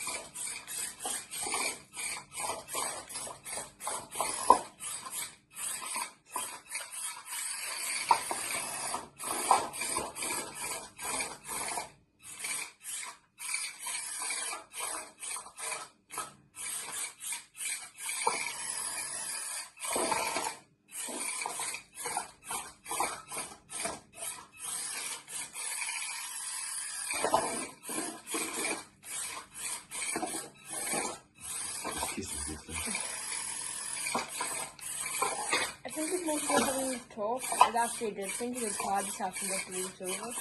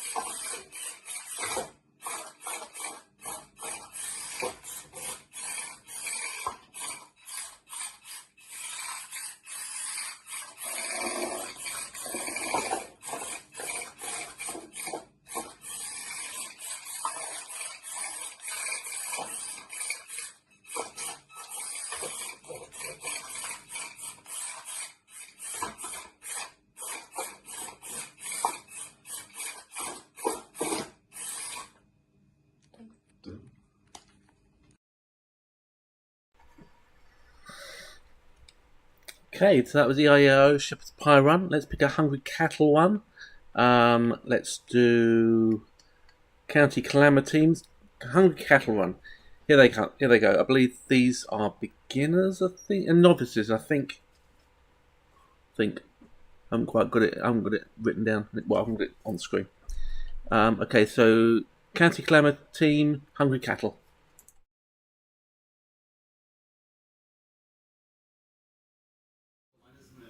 Okay.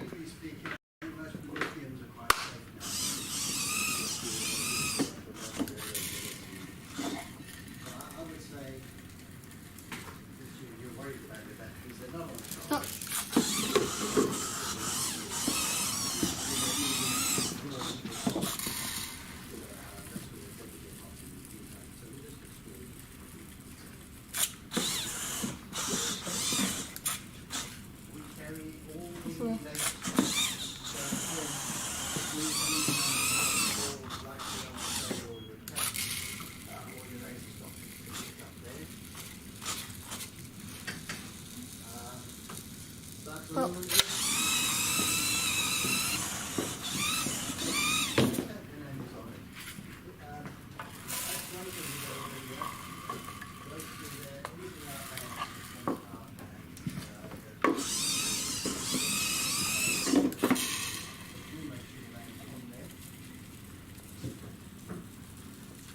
Stop.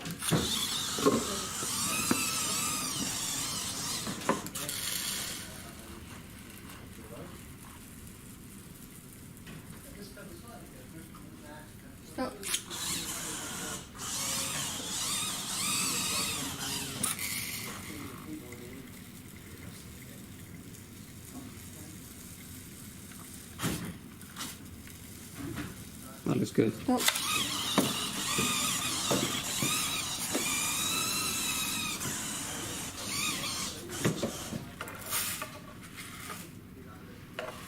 Just straighten the robot out with your hand before you drive it. Just make sure it's in the barn properly.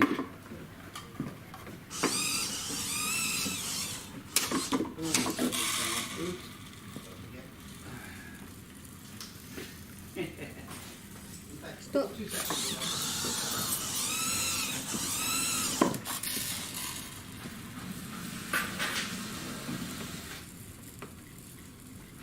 Stop.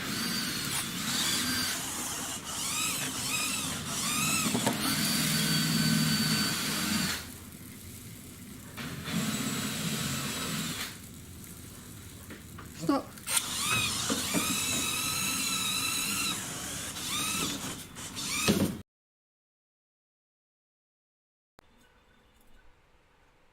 Apologies for the captions there. I was trying to add a little caption to say what we were doing, but I crashed and burned on it. Unlike all of our robots this year, which was nice. Okay, just to finish off, I'm going to play the Graveney School Robotics Nature's Bounty, because this one's really special. So we'll play this one. Graveney School Robotics, they were experienced team, Nature's Bounty.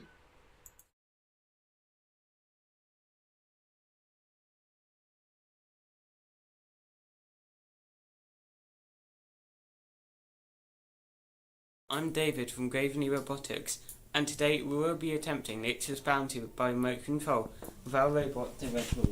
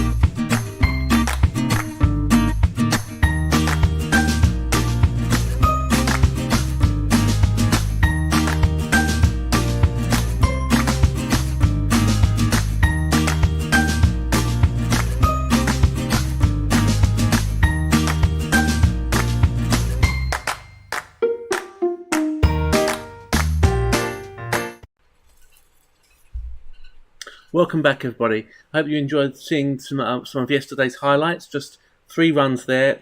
Great stuff from all the teams. It was really special yesterday, just seeing what the young teams managed to accomplish. So this is the second half of day 2. We are looking at shepherd's pie next. So shepherd's pie is about shepherding sheep and avoiding the wolves. Here's just a few glimpses of yesterday's and today's runs.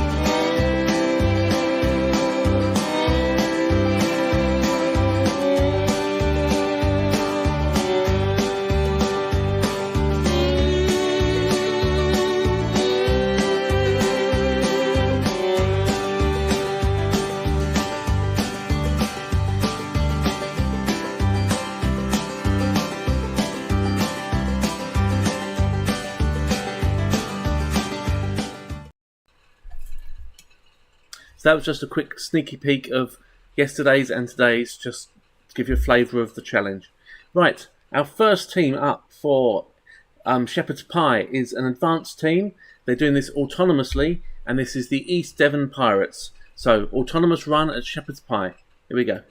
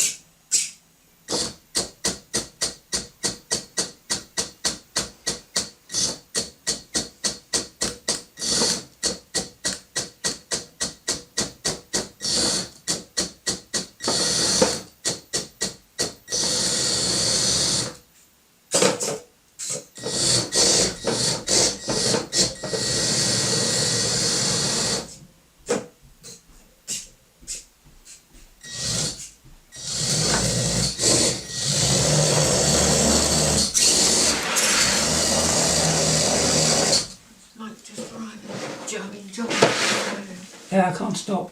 I'm in the middle of a run. Oh, terrible.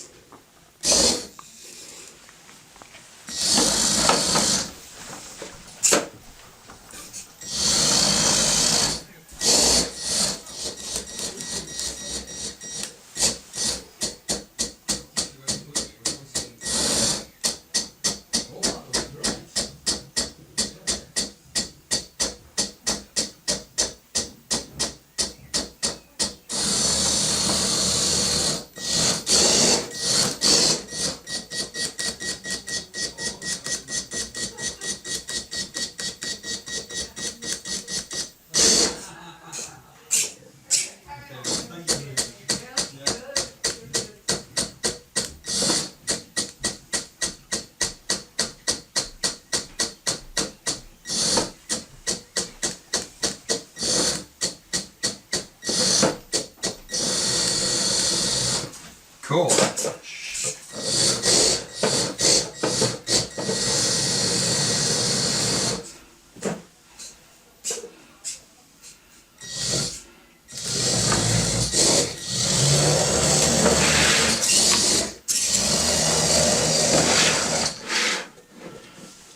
Same lineup.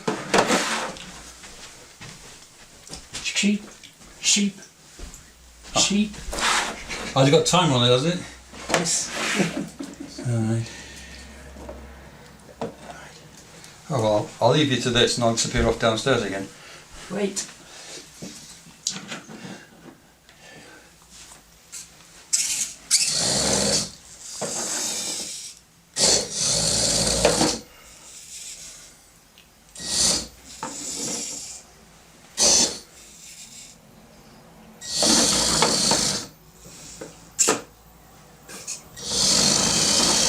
Ah, that's new.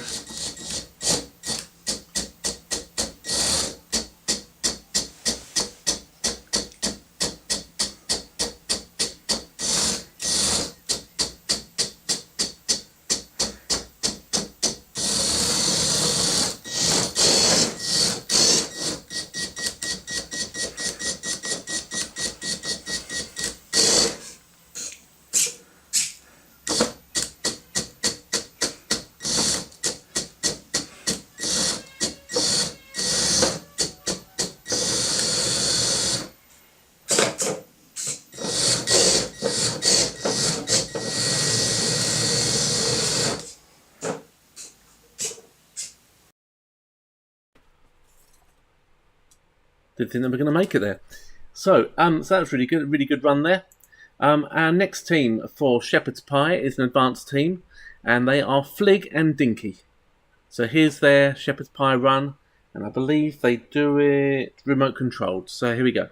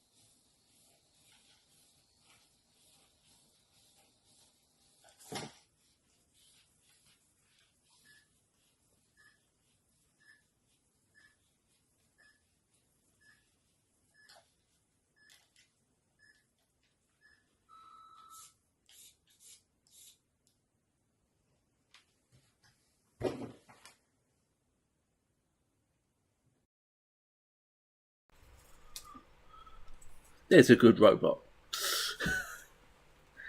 That was Flig and Dinky, an advanced team operating by remote control. Our next team is the Yonping Makers.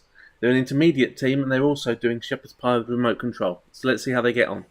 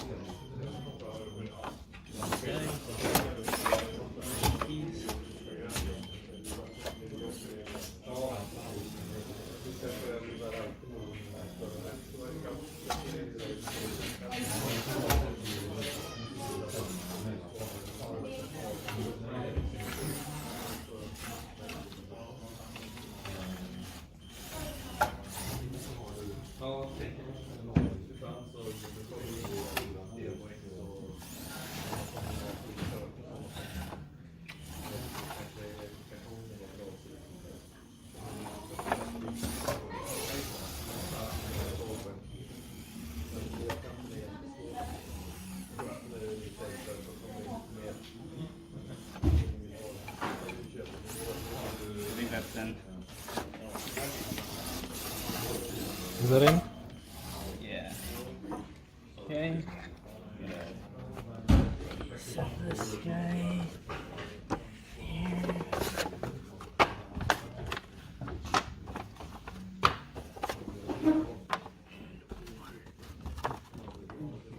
You ready? Yep.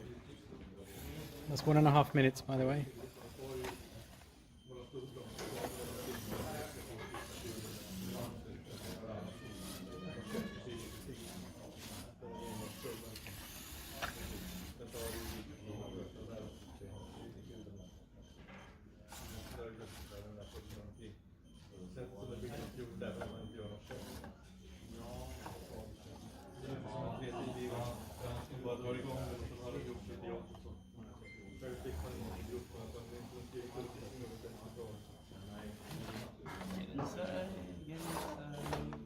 Keep her inside. And I'm back in the bar.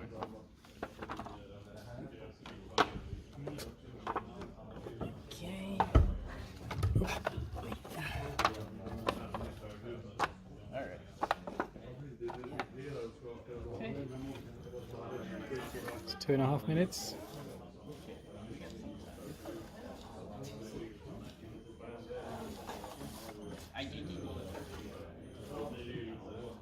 You could choose go inside correctly.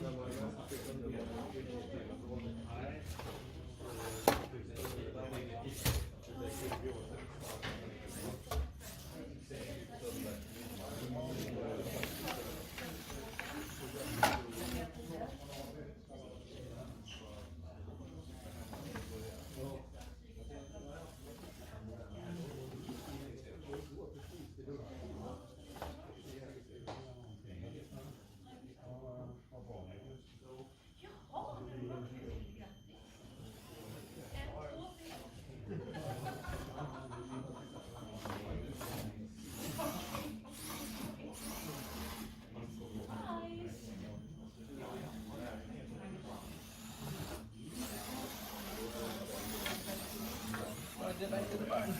Okay. Yeah, that's not bad.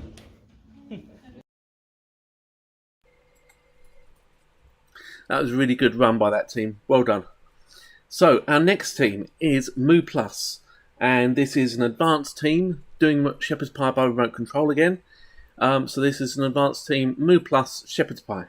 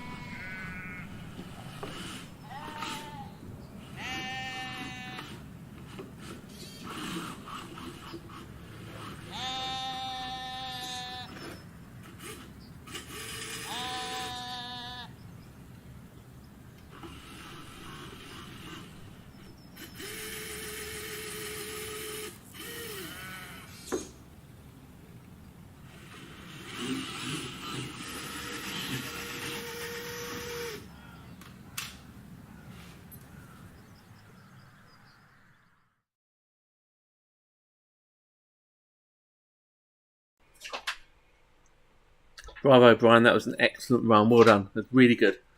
Okay, our next one is Mechanismo. Mechanismo is an advanced team, and they're doing shepherd's pie by remote control. Let's see how they get on.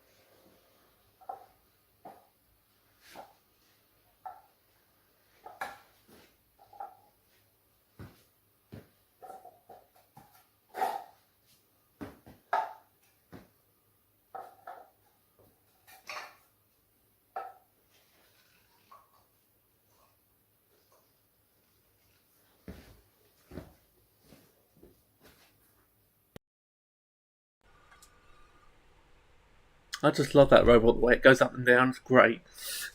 Nicely engineered. Speaking of engineering, Neave Engineering's next, and this is an advanced team with using remote control to do shepherd's pie. So Neave Engineering, shepherd's pie. Neave Engineering, shepherd's pie, starting in 3, 2, 1, go.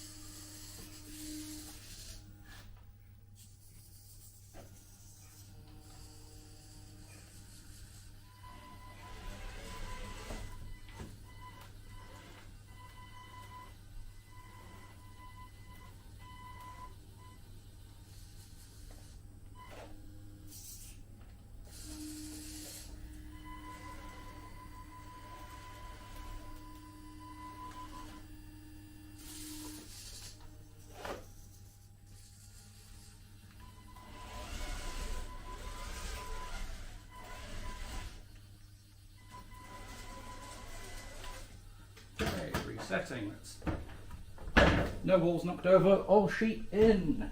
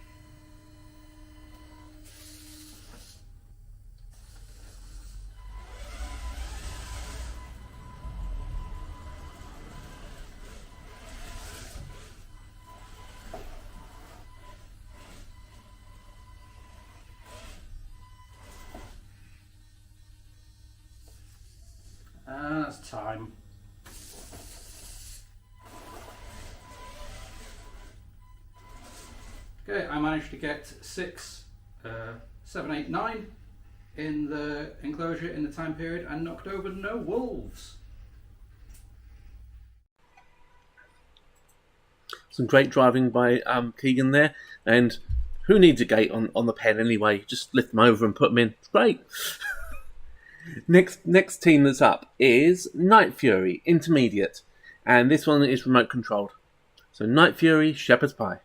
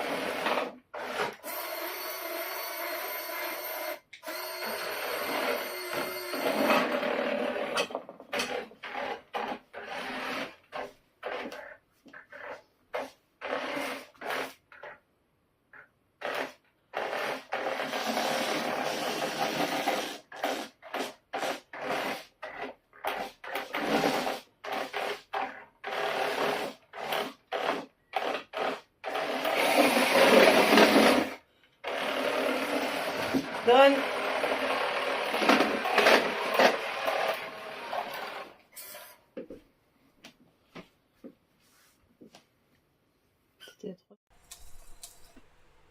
A very tidy run by Night Fury there. That was really good. I love the way that the little sweeper hand just pushed the sheep over just to get them out of the way. Really good idea. The next team is Pydrogen. They're an advanced team and they are doing Shepherd's Pie autonomously. So this is Pydrogen's Shepherd's Pie run.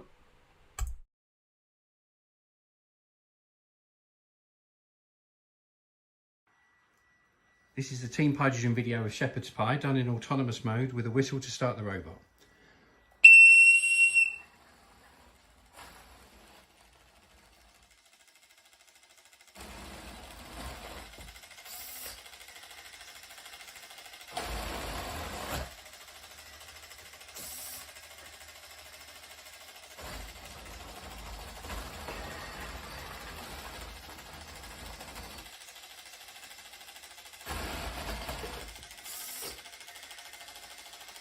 Now if you look closely you can see the exhaust pipe shaking and you can see Doofus looking where he's going.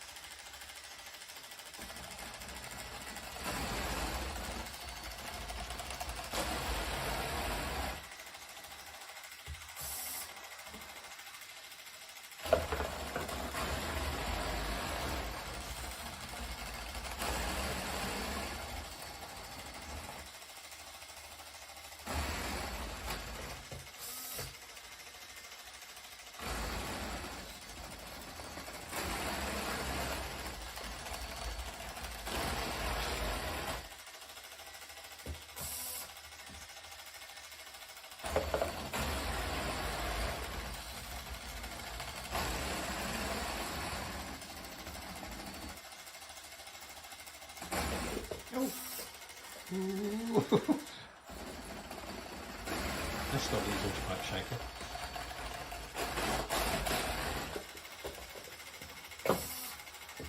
I think the sheet was obscuring its view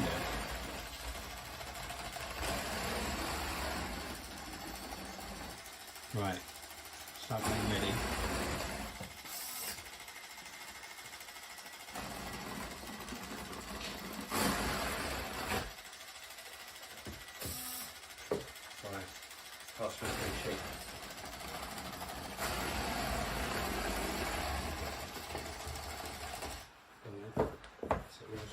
Thank you. Got that one.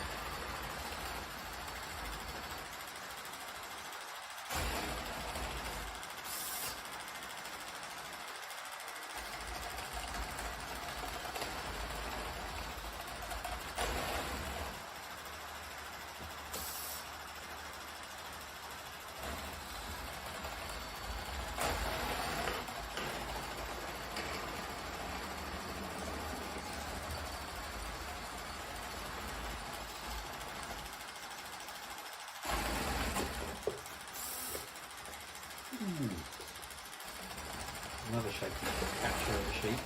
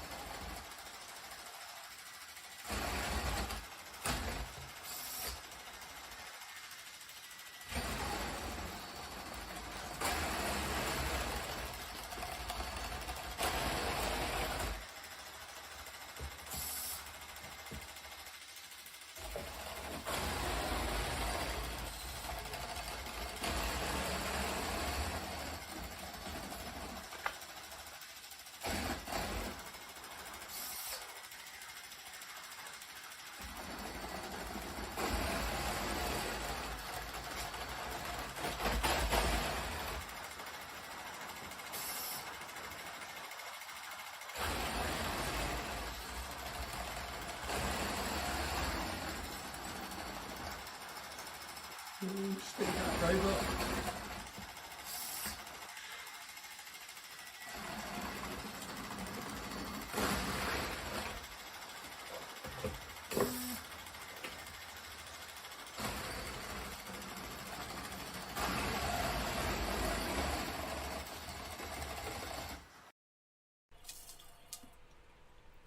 What a superb robot that is, just going chug, chug, chug, chug, chug, chug, chug.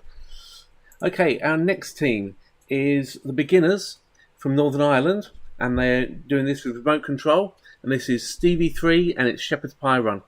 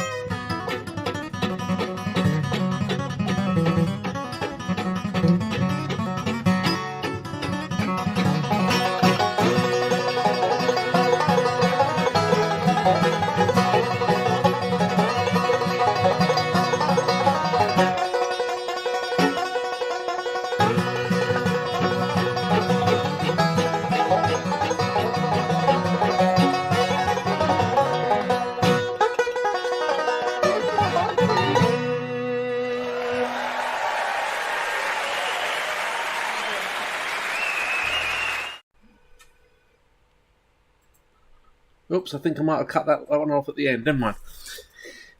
That was a really good run. Final sheep delivered at 4:56. My goodness, that was close. Okay, so our next video is from the Lemming Farm, and they are beginners and they're doing this remote controlled. So here's their run.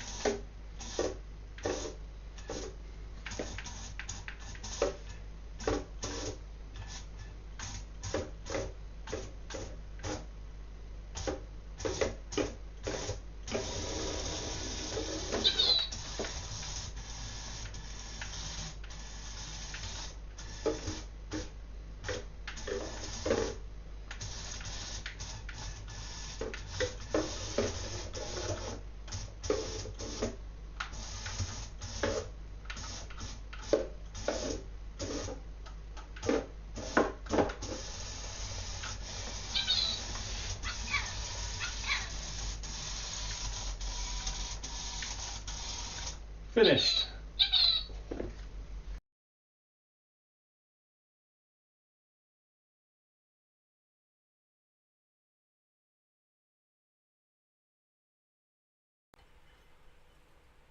It was a really good run. Those Mecanum wheels, or Mecanum, yeah, one of the two. they really make the robot zippy. I remember when we had Triangular in the first robot in Pi Wars to use Mecanum wheels. They really do help in some situations. Anyway, our next robot is Tractor Tom in the advanced category, and this is a remote controlled run of Shepherd's Pie. So Tractor Tom.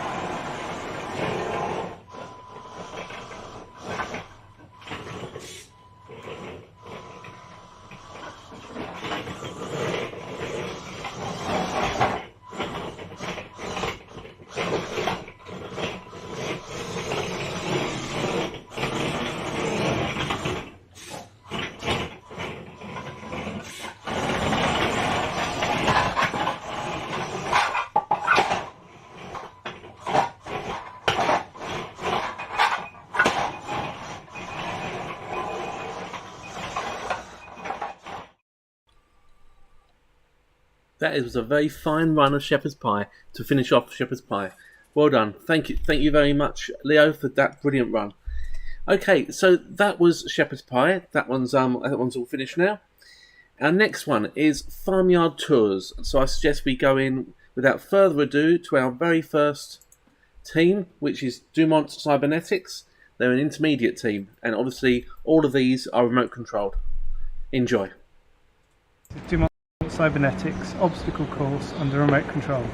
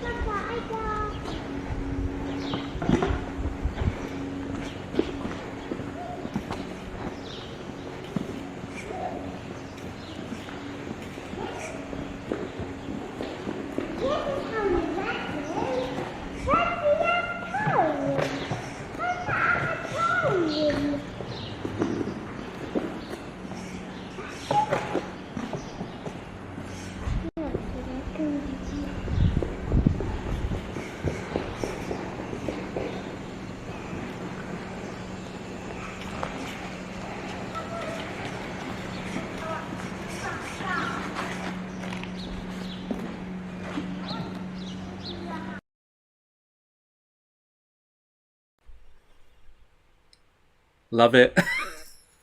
That was brilliant. Thank you. Okay, and that was Dumont Cybernetics with their Farmyard tour. Our next team is the East Devon Pirates, and they are an advanced team, and here is their Farmyard tours run.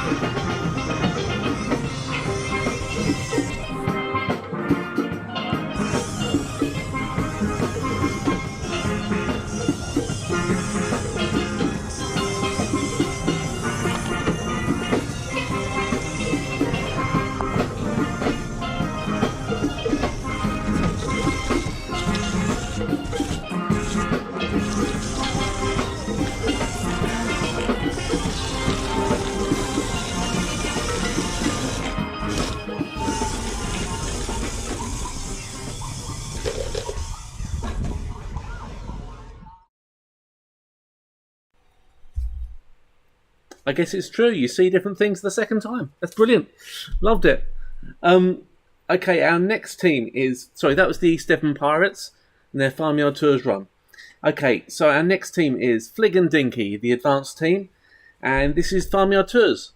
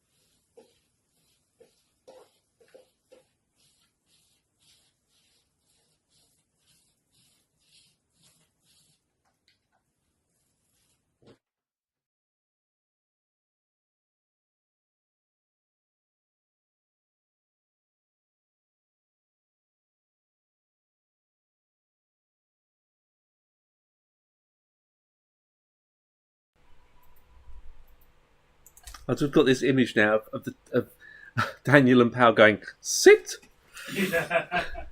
Okay, so that was Flig and Dinky, and our next team is the Yonping Makers, and they are an intermediate team, and this is their Farmyard tour.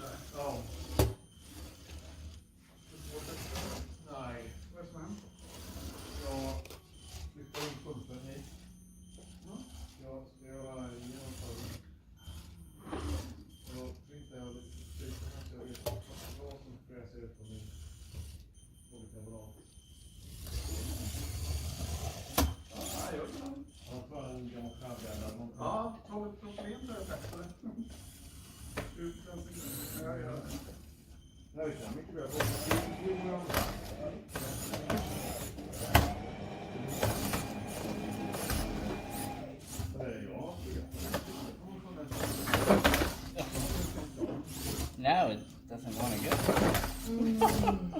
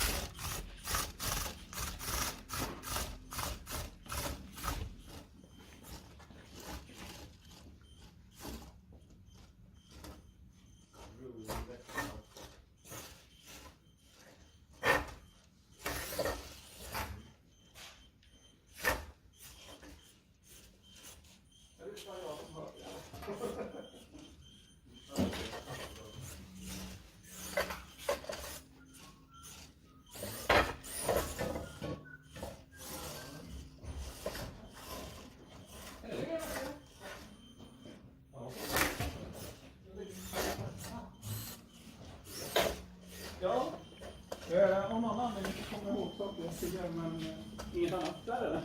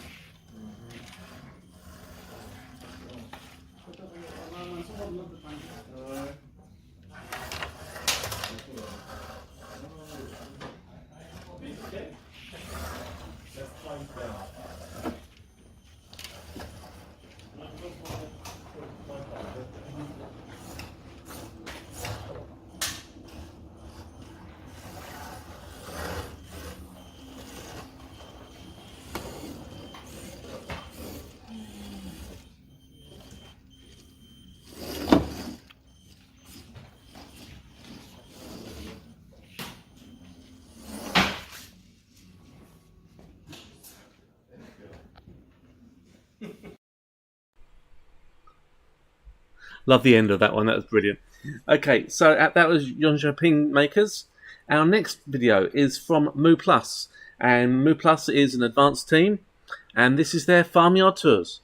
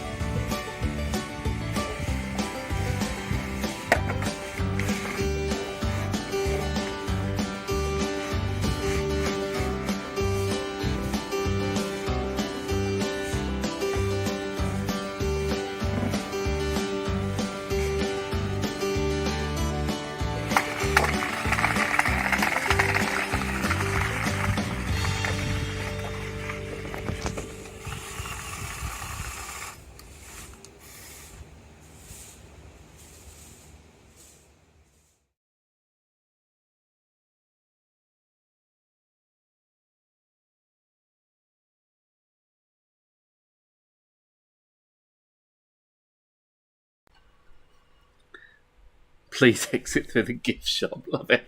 Okay, that was Moo Plus. Our next team is Mechanismo.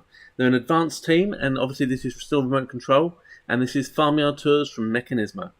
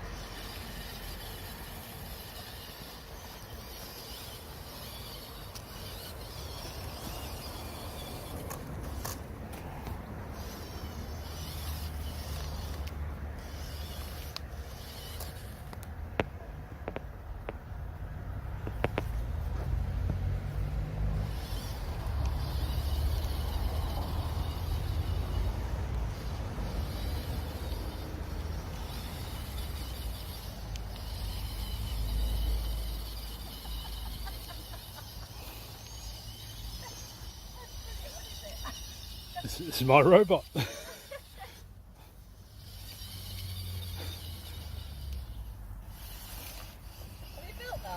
Yeah. I've got to film a competition entry for.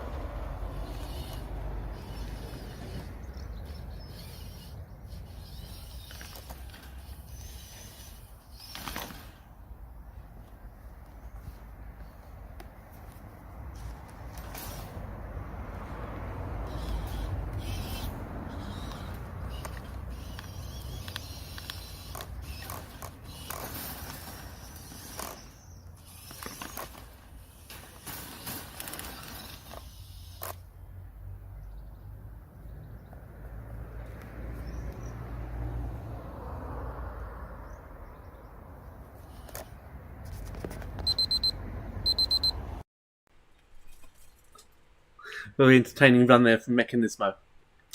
Okay, our next team is Hydrogen. And Hydrogen, as I've said before, is an advanced team, and this is their Farmyard tours. So let's see what Hydrogen got up to this year. Hello and welcome to Team Hydrogen's Old McDoofus Farmyard Tours video. This is the first tour Doofus has ever done, and he's managed to get Boris Johnson MP as the first rider. So, Doofus, please be careful with our Prime Minister. Hopefully he's joking. Start your engine. Mr. Johnson, enjoy your tour. So we're starting off, we're on some stones here and onto a ramp. We're going past some rather strange looking sheep. They look like sort of bobbly things rather than the cubes we're used to. Whoa, there's too much weight. Mr. Johnson, too many pies. Well, you might need to put the front loader down to get him to... There we go. Yeah, Mr. Johnson's had a few too many pies. He's a bit too heavy really for the robot. I see he's brought his bottle of wine with him. Shows a level of preparedness that we're not quite used to, I think. And we're going down the ramp past the sheep field and onto the grass. Doofus has to lift Mr. Johnson up high to go on the grass to stop him catching in the grass. And now he's going round a U-turn. And then back along the stones, through all the dry grass and onto the gravel. Oh no, there's wolves in the way. Knock them down. Oh, that's it, he got rid of those. There we go. He's cleared the wall of wolves. That's hard to say. And back round on the gravel. Mr. Johnson's sort of fallen over to the side there. Suggests he's had a few too many sips of that wine. And back under the bridge, through on the grass.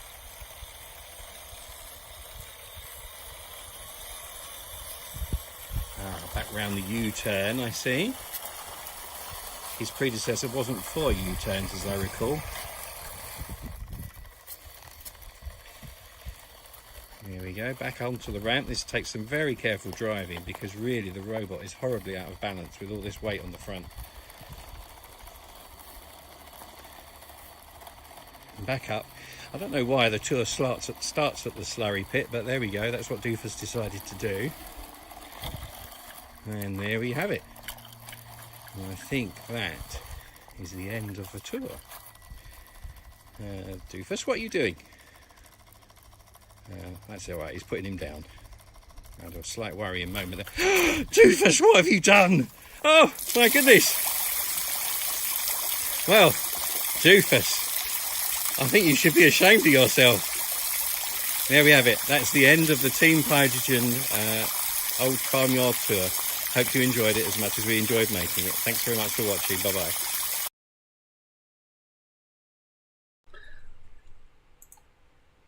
Oops, must remember not to watch the videos over there while I'm supposed to be live here. Oops, good ending on that one. Loved it. Our next video is Stevie Three with their Farmyard tours. They're from Northern Ireland. They can only get together once to put their obstacle course together, so let's see how they get on this year.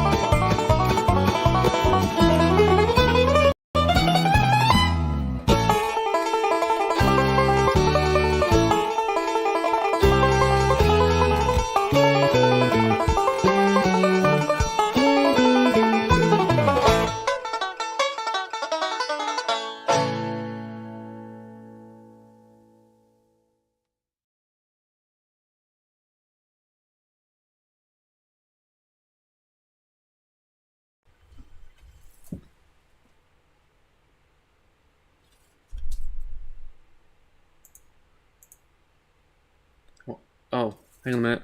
Sorry, for some reason my camera hasn't come on. Mine, I will carry on regardless, as I think there is... Oh, there I am. I'm back again now. Hi. That was odd. As always, we love the inventiveness from Stevie Three. Well done, everybody. That was really, really good run. Our next run is from the Lemming Farm. They are a beginner team and obviously remote controlled, and this is their Farmyard tour.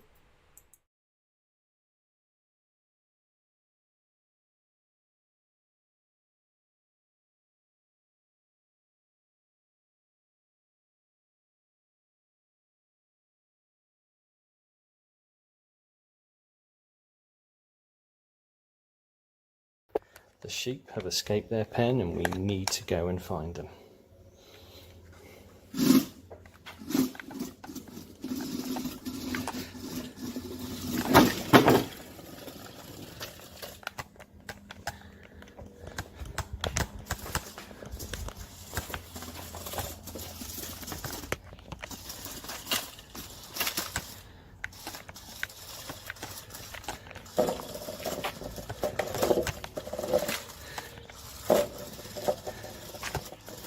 Up the barbecue ramp. Ooh, we found one. Okay, heading up to the greenhouse.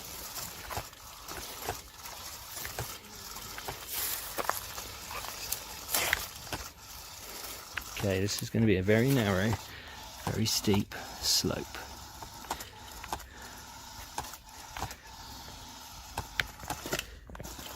Might take a couple of turns. See what we can do.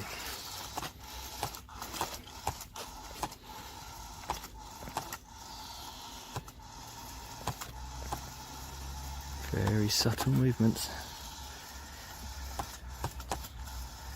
Here we go, and we're in.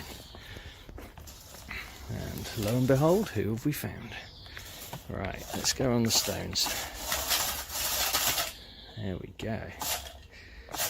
Let's get off the stones. Okay, slow this robot down. It's a bit on the quick side. Okay.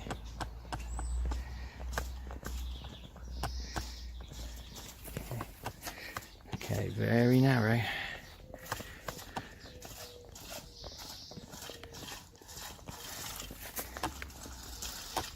Okay, let's go a bit quicker.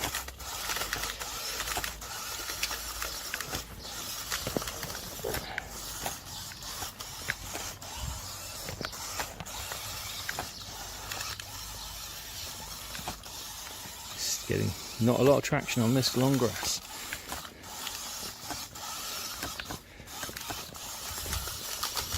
Okay, alright, we're heading back onto the ramp. Let's go a little slower this time, I think. Maybe some manoeuvring sideways.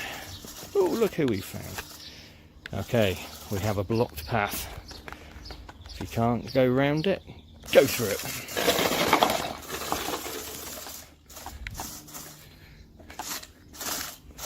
Okay, they're going to head back in. I am just going to put the ramp back up because it fell down while we were over there. Right, let's have a look. Okay, go back on slow, I think. Okay, maybe a little bit quicker then. There we go. Right, back into the house.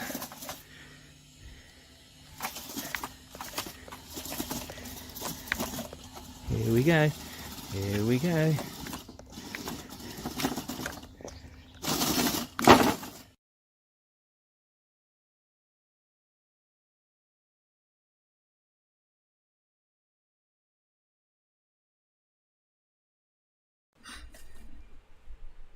That was a good one. Loved it. Thank you very much, Team Lemming Farm. That was really good. Okay, our last and final, I know they're the same thing, but what can you say? It needs saying twice. Our final video of Pi Wars 2022 is Tractor Tom and their Farmyard tour. Now, this is an advanced team. This is Leo. And, oh, I'm shaking the table again. I shouldn't do that. No, it's right, Tim. It's not you, it's me. So this is Tractor Tom, and this is their Farmyard tour.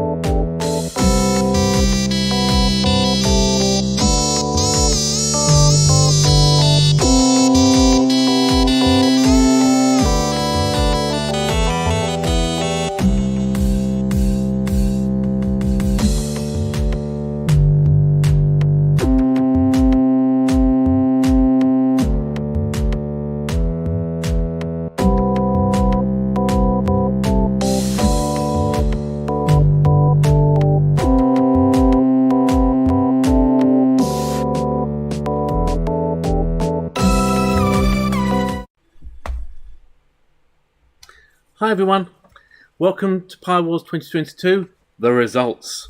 Well, that was very overly dramatic, I do apologise.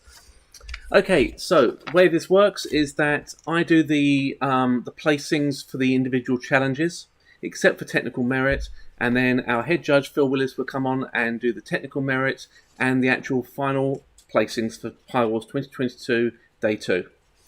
So, here are the results. The challenges are in no particular order. So the first one is artistic merit. We split these up into team categories.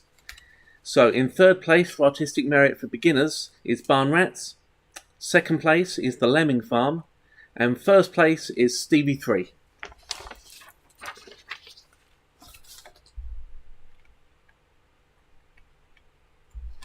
For the intermediate category for artistic merit, in second place is Dumont Cybernetics, and in first place is Yonping Makers.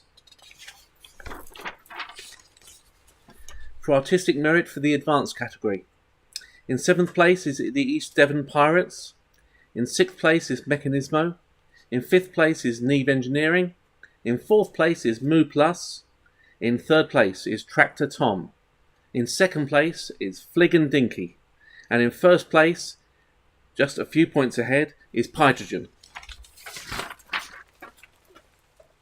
You'll keep seeing me disappear because I've got a table over here.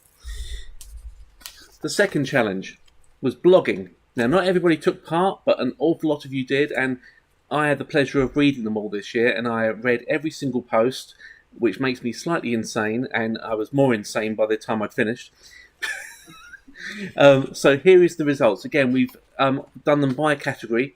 So, beginners blogging. In third place is the Lemming Farm. In second place is the Barn Rats. And in first place is Stevie Three. For the intermediates, there was only one team that completed the blogging in intermediate, and that was Dumont Cybernetics with a very good effort. And can't get the page over. And in the advanced category for blogging, Neave Engineering came 6th. 5th place was Mechanismo. 4th place was Flig and Dinky. 3rd place was Hydrogen. 2nd place was the East Devon Pirates. And in 1st place for the advanced blogging was Moo Plus.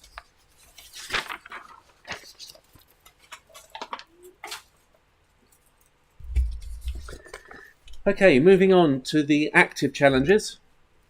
Shepherd's Pie. Only 2 beginner teams did this challenge, and in second place was the Lemming Farm, and in first place was Stevie Three. Again, just 2 teams competed in the intermediate category for Shepherd's Pie. In second place was Yonping Makers, and in first place was Night Fury. And in the category that had more people doing it, more teams doing it, for Shepherd's Pie Advanced, in last place was Flig and Dinky. In 6th place was Neave Engineering. 5th place was Mechanismo. 4th place was East Devon Pirates. 3rd place was Tractor Tom. 2nd place was Moo Plus. And in 1st place was Team Hydrogen.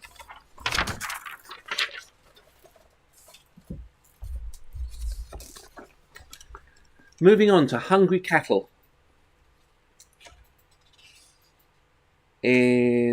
Let's see if this is right. Right, okay. Yes, this is beginners. Beginners Hungry Cattle. It's very hot in here. In 3rd place was Barn Rats. In 2nd place was Stevie Three. And in 1st place for Hungry Cattle was the Lemming Farm. For intermediates, in 3rd place was Night Fury. In 2nd place was Dumont Cybernetics. And in 1st place was... Sorry, got my teeth back in. Put my teeth back in. And in 1st place was Yonping Makers. And in the advanced category for Hungry Cattle, in 6th place was Flig and Dinky. In 5th place was Mechanismo. 4th place was East Devon Pirates. 3rd place was Moo Plus. 2nd place was Tractor Tom. And in 1st place was Hydrogen.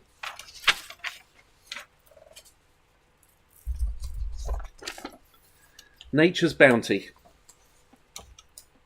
Many apples were sacrificed in Nature's Bounty. Okay, beginners category for Nature's Bounty. In third place, the Lemming Farm. In second place, Barn Rats. And in first place, Stevie Three. In the intermediate category, Night Fury was in second place. And in first place was Yonping Makers.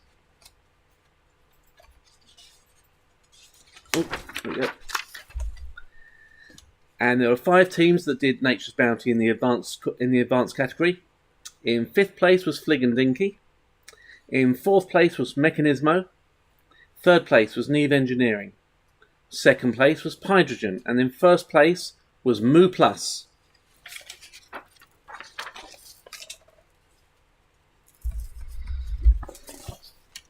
And our final, you can't see that because it's our final category, our final challenge for this year is Farmyard Tours.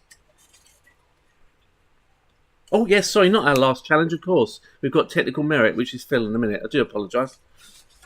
It's my last bit of paper. Okay, in 3rd place for beginners was Barn Rats. In 2nd place was the Lemming Farm. And in 1st place was Stevie Three. Oh, I should have pointed out, this is 3 judges per video, so it was all averaged out. And in the intermediate category, this one was very, very close. In 2nd place was Dumont Cybernetics, and in 1st place was Yonping Makers. And our final category for the final challenge, for the active ones, is 6th place, Mechanismo. 5th place, Tractor Tom.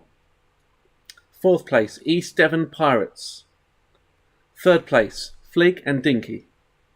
2nd place, Hydrogen.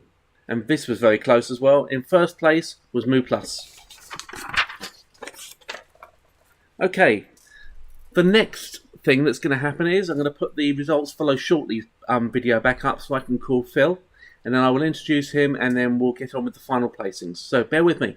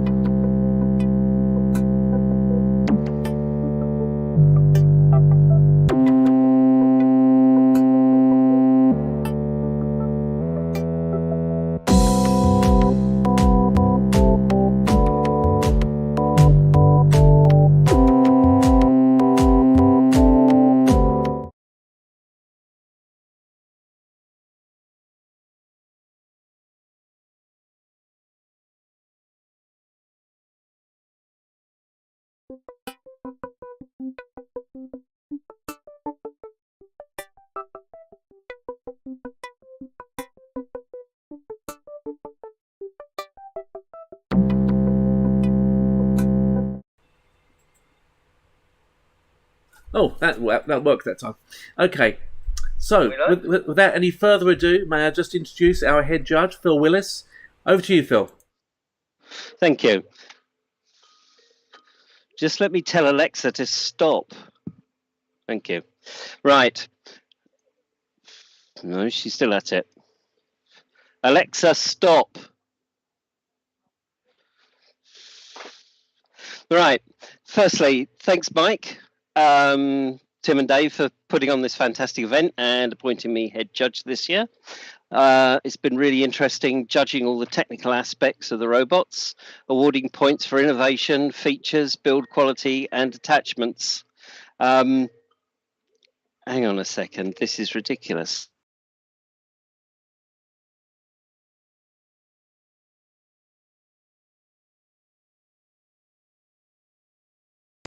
Right, now that's done. I don't know why. It's been really interesting judging the results anyway. As you might appreciate, if you've seen any of the videos this afternoon, scoring between the various teams was extremely difficult. So without further ado, here are the places for technical video for beginning teams. Only 3 videos were submitted in this category. And in third place, we have Stevie. In second place, the Lemming Farm. And first in the category, Barn Rats. Well done, everyone who took part. And now for the intermediate teams. Only 2 videos were submitted for this technical video challenge. They were in second place, Dumont Cybernetics, and in first place, Yonping Makers. Congratulations again for your submissions. And now to the advanced teams. And there were some awesome robots. 7 teams submitted videos. And in 7th place, we had Machismo. In 6th place, Neave Engineering. In 5th place, East Devon Pirates. In 4th place, Tractor Tom. 3rd place, Flig and Dinky. 2nd place, Pyrogen. And 1st place, Moo Plus. So now we come to the overall scores. There are decimal places on these scores, but to be honest with you, it doesn't really matter. So I'm going to leave them off. In the beginner category, in 3rd place, Barn Rats with 5,246 points. In 2nd place, the Lemming Farm with 6,716 points.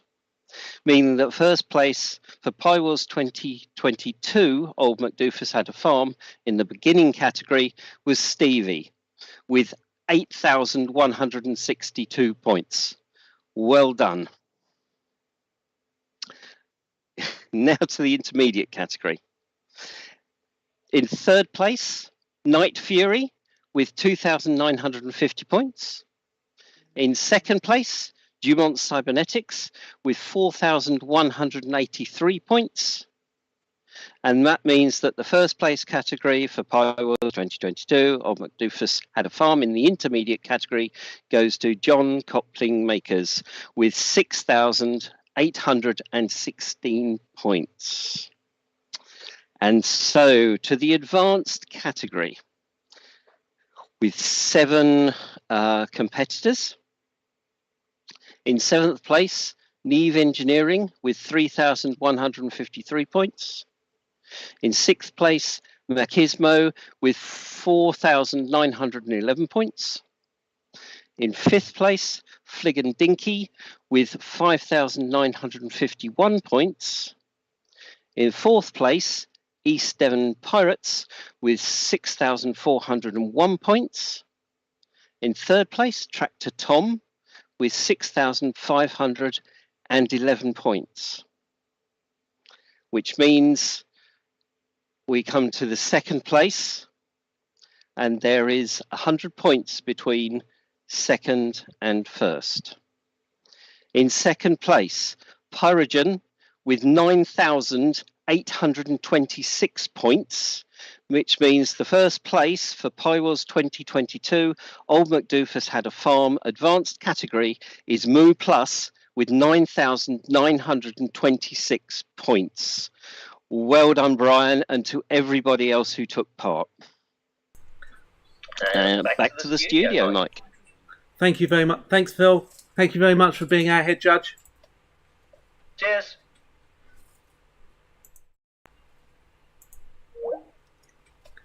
And back to me in the studio. My goodness, I can't believe that OBS quite works as well as it did this year. So thank you, Phil, for being our head judge and for announcing their placements. Congratulations to everybody on getting to the competition. This year was really, really tough, let me tell you. We had a good mix of remote control and autonomous. We had a good mix of each of the different categories.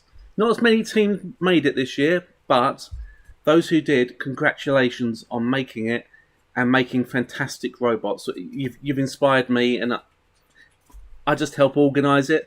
I've built one robot and it falls apart. And but no, congratulations everybody. So just a few thank yous just to finish off. So first of all, thank you to the competitors for your time, your energy, your maker funds, and for being brilliant. You've been a pleasure this year to communicate with and to get updates from. It's been so much easier this year to get updates from people. You've just been sending them when requested, for the most part. So thank you so much. Secondly, to the mentors, for anybody who helped any team, for their support, generosity, and your dedication to your teams. That particularly applies to yesterday, where you've got teachers, you've got STEM ambassadors, you've got people who just enjoy giving over of their time. So I just saw something over here. So yes, thank you. To our sponsors for your support this year, thank you. Hopefully if we do this again next year, it will be in person. So hopefully we'll be able to actually see you and thank you in person. To our judges, we had over 60 judges this year. Oh, yes, I can do that. Sorry, I just saw something. Tim's just passed me a message. You'll have to find out which video that's on. So to our judges, we had over 60 volunteers. They've all given up their time to watch and score all the videos.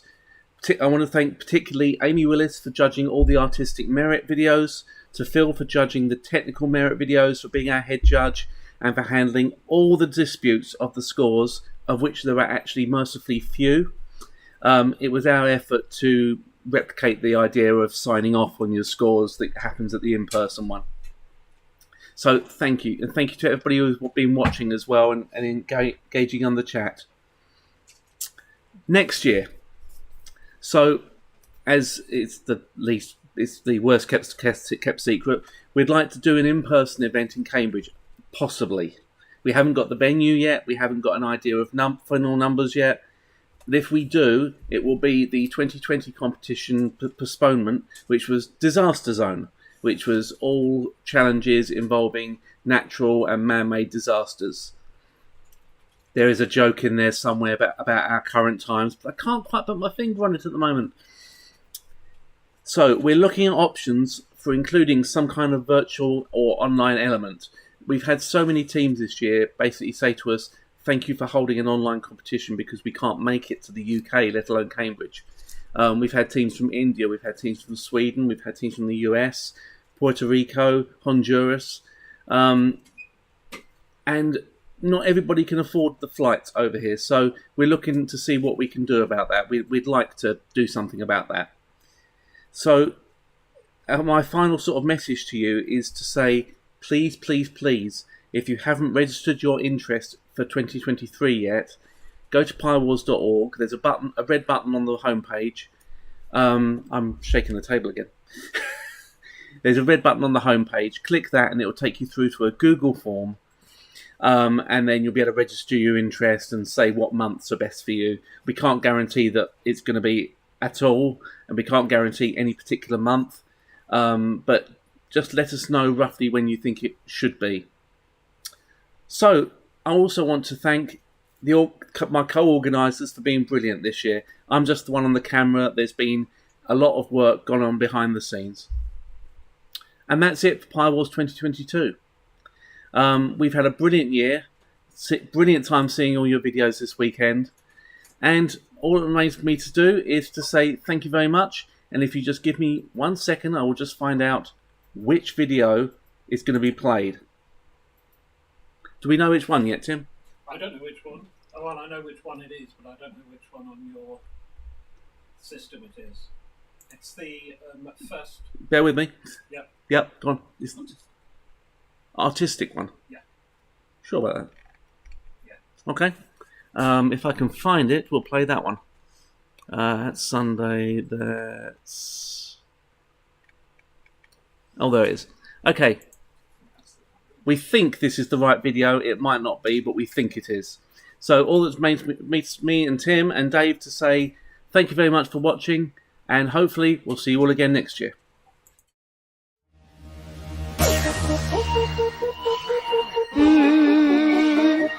Let me talk to him. Let me talk to him. Let it ring. Let me talk to him. Come on, Stevie got them apple picking dreams. He good with the herd. Hungry cows won't be hungry for sure. He told his milk. He don't explode, Stevie can go, go, go, go, go, go, go. That Dexter brick brain, powered by Python, makes him dance. Made a Lego, stepped his head and hat in hand. Not very tall, he powerful. Stevie can go, go, go, go, go, go, go.